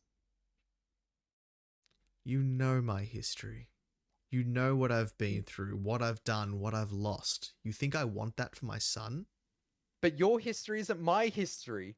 Everything worthwhile carries some sort of risk. Whether it's a new business that you might have started, whether it's leaving home, it could be even getting married, or it's just going out on your own. Everything carries risks, and this is the risks I want to take. We left home once. You know what happened. I do know what happened. Why. We are safe here. Maybe I don't want to be safe. I didn't make the sacrifices that I made for you to run off and get yourself killed. I'm not going to get myself killed. How can you guarantee that? How can I be sure that you won't run out there and some bandit will run you through? Who are you going with? Is this some... Who? Name drop me. Name drop me. Name drop The us fish all. from the Name drop pond. us all. The fish, the giant bird, the weird dude that keeps looking at gears and the drunk. Oh my Nah, he's totally betted on me. It's fine. Who? It's with Duke from the Bull and Boar. You've been talking to the drunk. He's not just a drunk. Yes, he drinks a lot, but he's more than a drunk. Well, actually, I'm not sure what he is, but he's more than a drunk. Oh god. You're kind of right, but Listen. Mention the bird. Don't mention No, the no. bird. Mention the fish. Oh, but this is something I've always wanted to do, and you've known that. I can't drunk- be here forever. The drunk. You have got your whole life ahead. He can do whatever he wants. He's nothing. You can make something for yourself here. And you're gonna throw all that away? All I'm going to make myself is being your son. Everyone comes in and talks about you, about how you were such a great adventurer. And look where it got me. It got you here. And you've never told me why you stopped. So what was so important that you threw away your dreams? You. Me. Oof. Why me? After we lost your mother, all I could think about was keeping you safe. But wouldn't it have been better if you were kept fighting to keep me safe instead of locked here in a city? Where else is safer than behind these walls? Anyone could come here at any time and attack. And have they? How long have we been here for now? Too long. I can't remember the exact years. Too long. It's been I was a while. baby. All right, what I want you to do, Mhm. I want you to give me either a persuasion or a performance roll. And I want you to give one final sort of speech, one final push to convince him. As you're kind of thinking of this, you just hear in your head, be spectacular. Salad. Disgusting. It's a dirty 20. Give me a speech. Speech, speech, speech, speech. Give him a second. My life is not yours to live. Whatever you've set up for me isn't what I've ever asked for. I wanted to be an adventurer. I wanted to go out. I want to explore the world beyond the walls of Alderloft. I can't even remember coming here. I know that mother wasn't here. And I know you miss her. But I can't stay here. I've got to live my own life. I don't need protecting from anything because I can protect myself. Someone has given me the courage and the training that I've desperately needed to let me live the life I want to live. And right now, this isn't the life that I want to live in this shop. I want to be out there. I want to spread my words. I want to fight with people that I might call friends one day.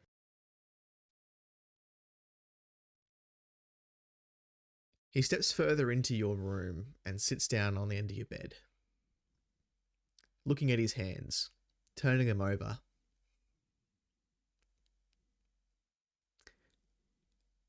I know. It hasn't been easy, but I understand as I've been in the same position as you. I just need you to promise me one thing. Just please come back safe. And he reaches into his shirt and pulls out a necklace and unclasps it and holds it out to you.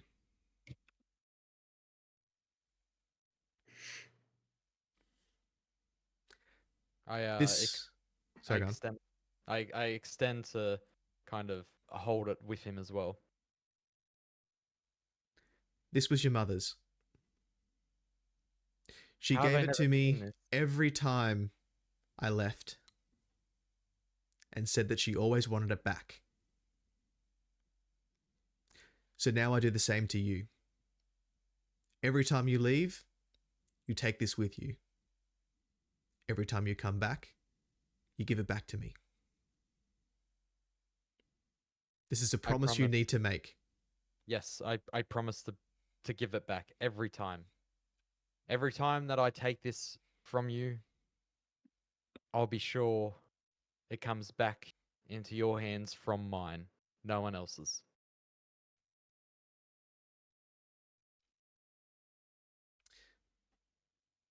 Go explore the world, my son.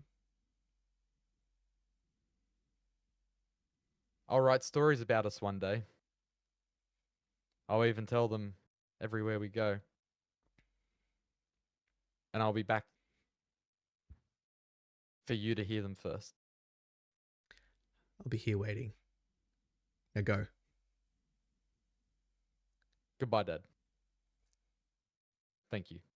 And he just stays there, sitting on the end of the bed for a moment.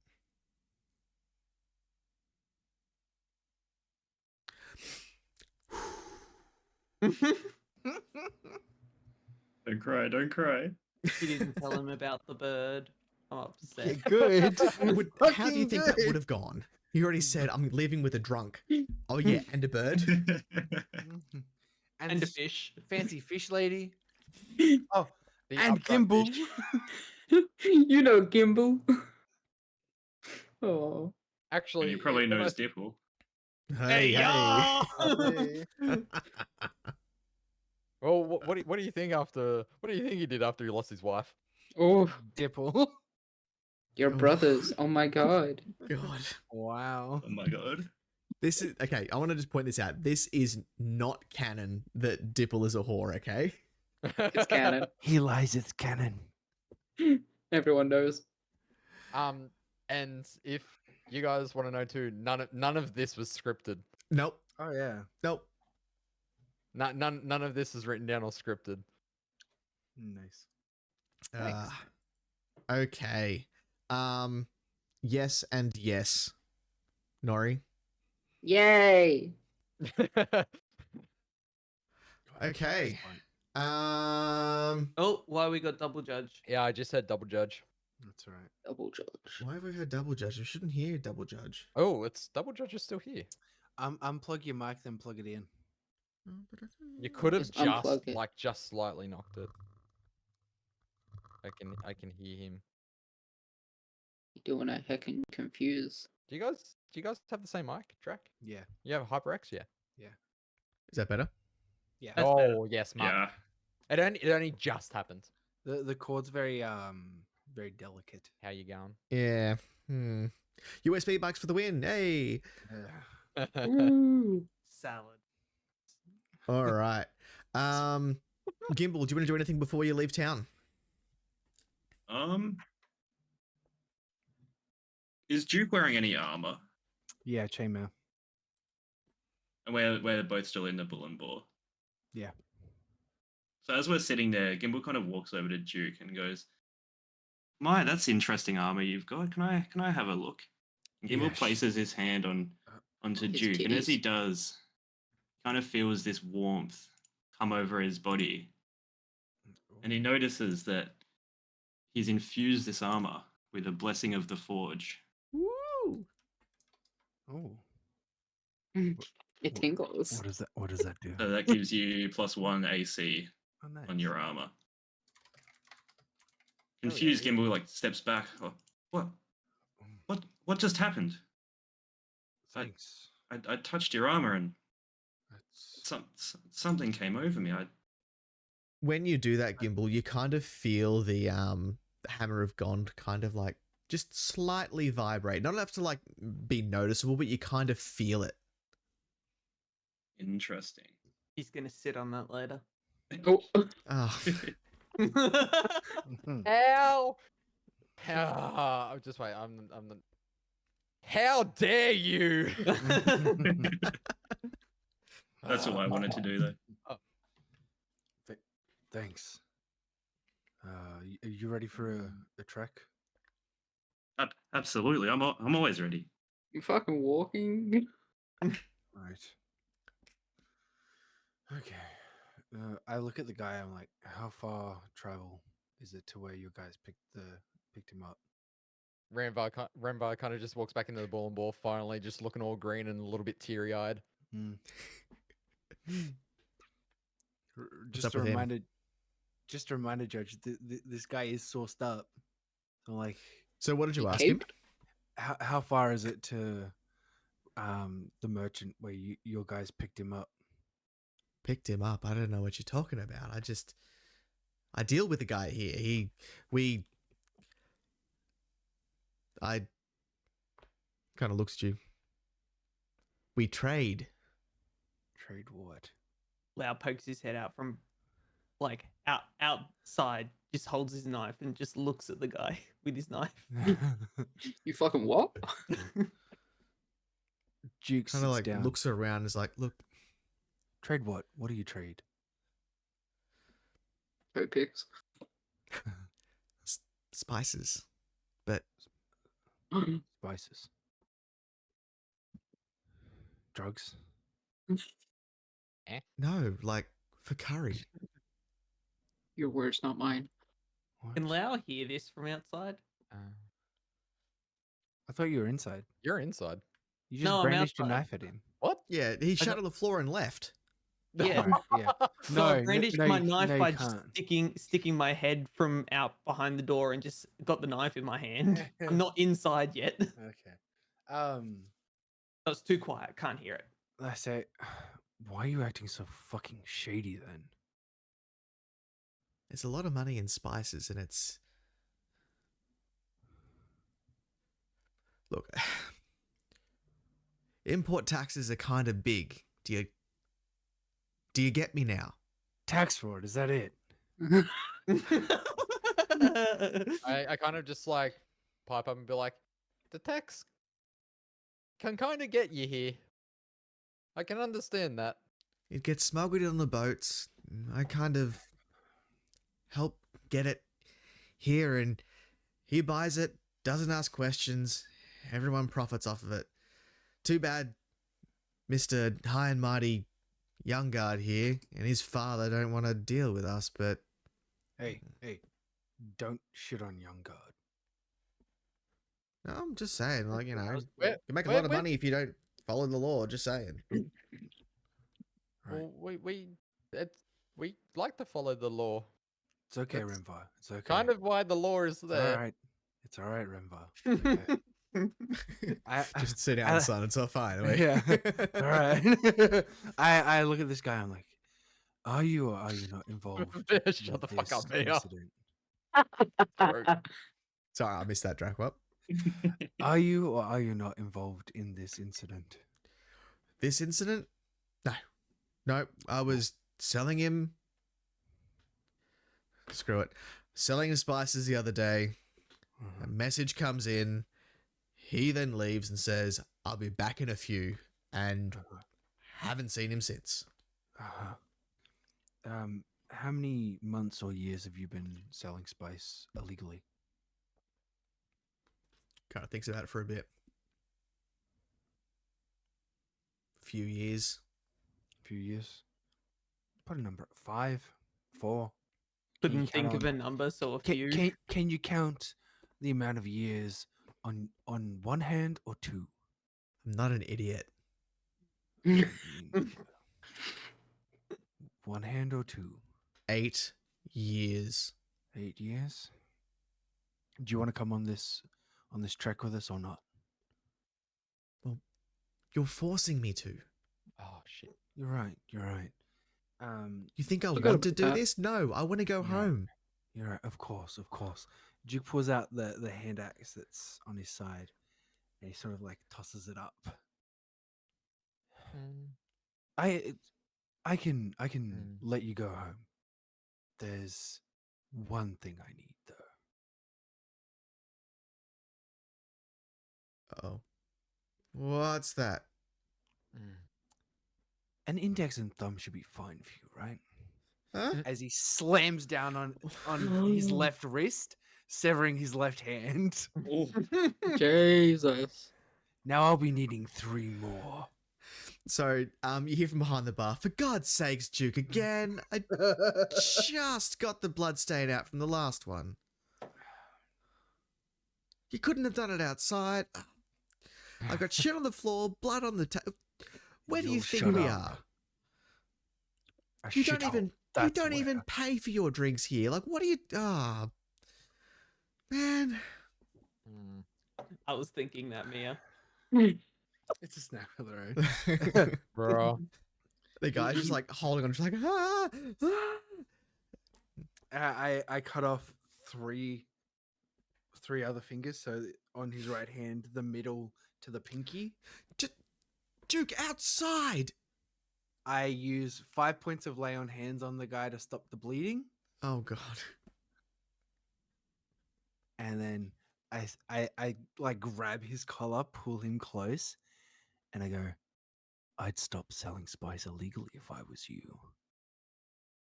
I don't give a shit how much money you fucking make. You're done." His eyes kind of just roll into the back of his head, Oh. and he passes out. I let him That's- go. I pick up the hand, the fingers, and I walk outside. And I go to Lau. It's not eyeballs, but you want a snack? He sort of just looks at Duke. He remembers the taste of Tuck's thumb. He nods his head. I give Hang him the on. hand on the fingers. Now, you know, not often I will address chat, but please, everybody in chat who can, throw up some severed thumbs for me, please. Ah. That's amazing. Lau eats the fingers, but he pockets the hand for later.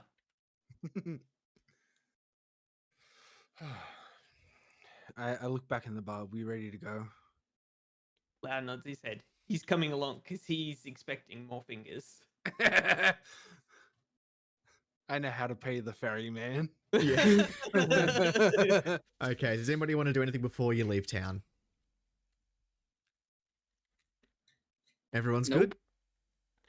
Oh, Gucci. Excellent. As a group, Mm. you all leave town. And that is where we're going to leave it. Aw, Fair. thanks so much No. fun. We Yeah. did everything. Yay! I've also added my mother's necklace to my equipment. Excellent. I'm also adding a A hand. hand. Mine. And Oh, Nori, you can add, you know what, to your list of equipment. Yay. Good stuff, guys. That was fun. That was real fun.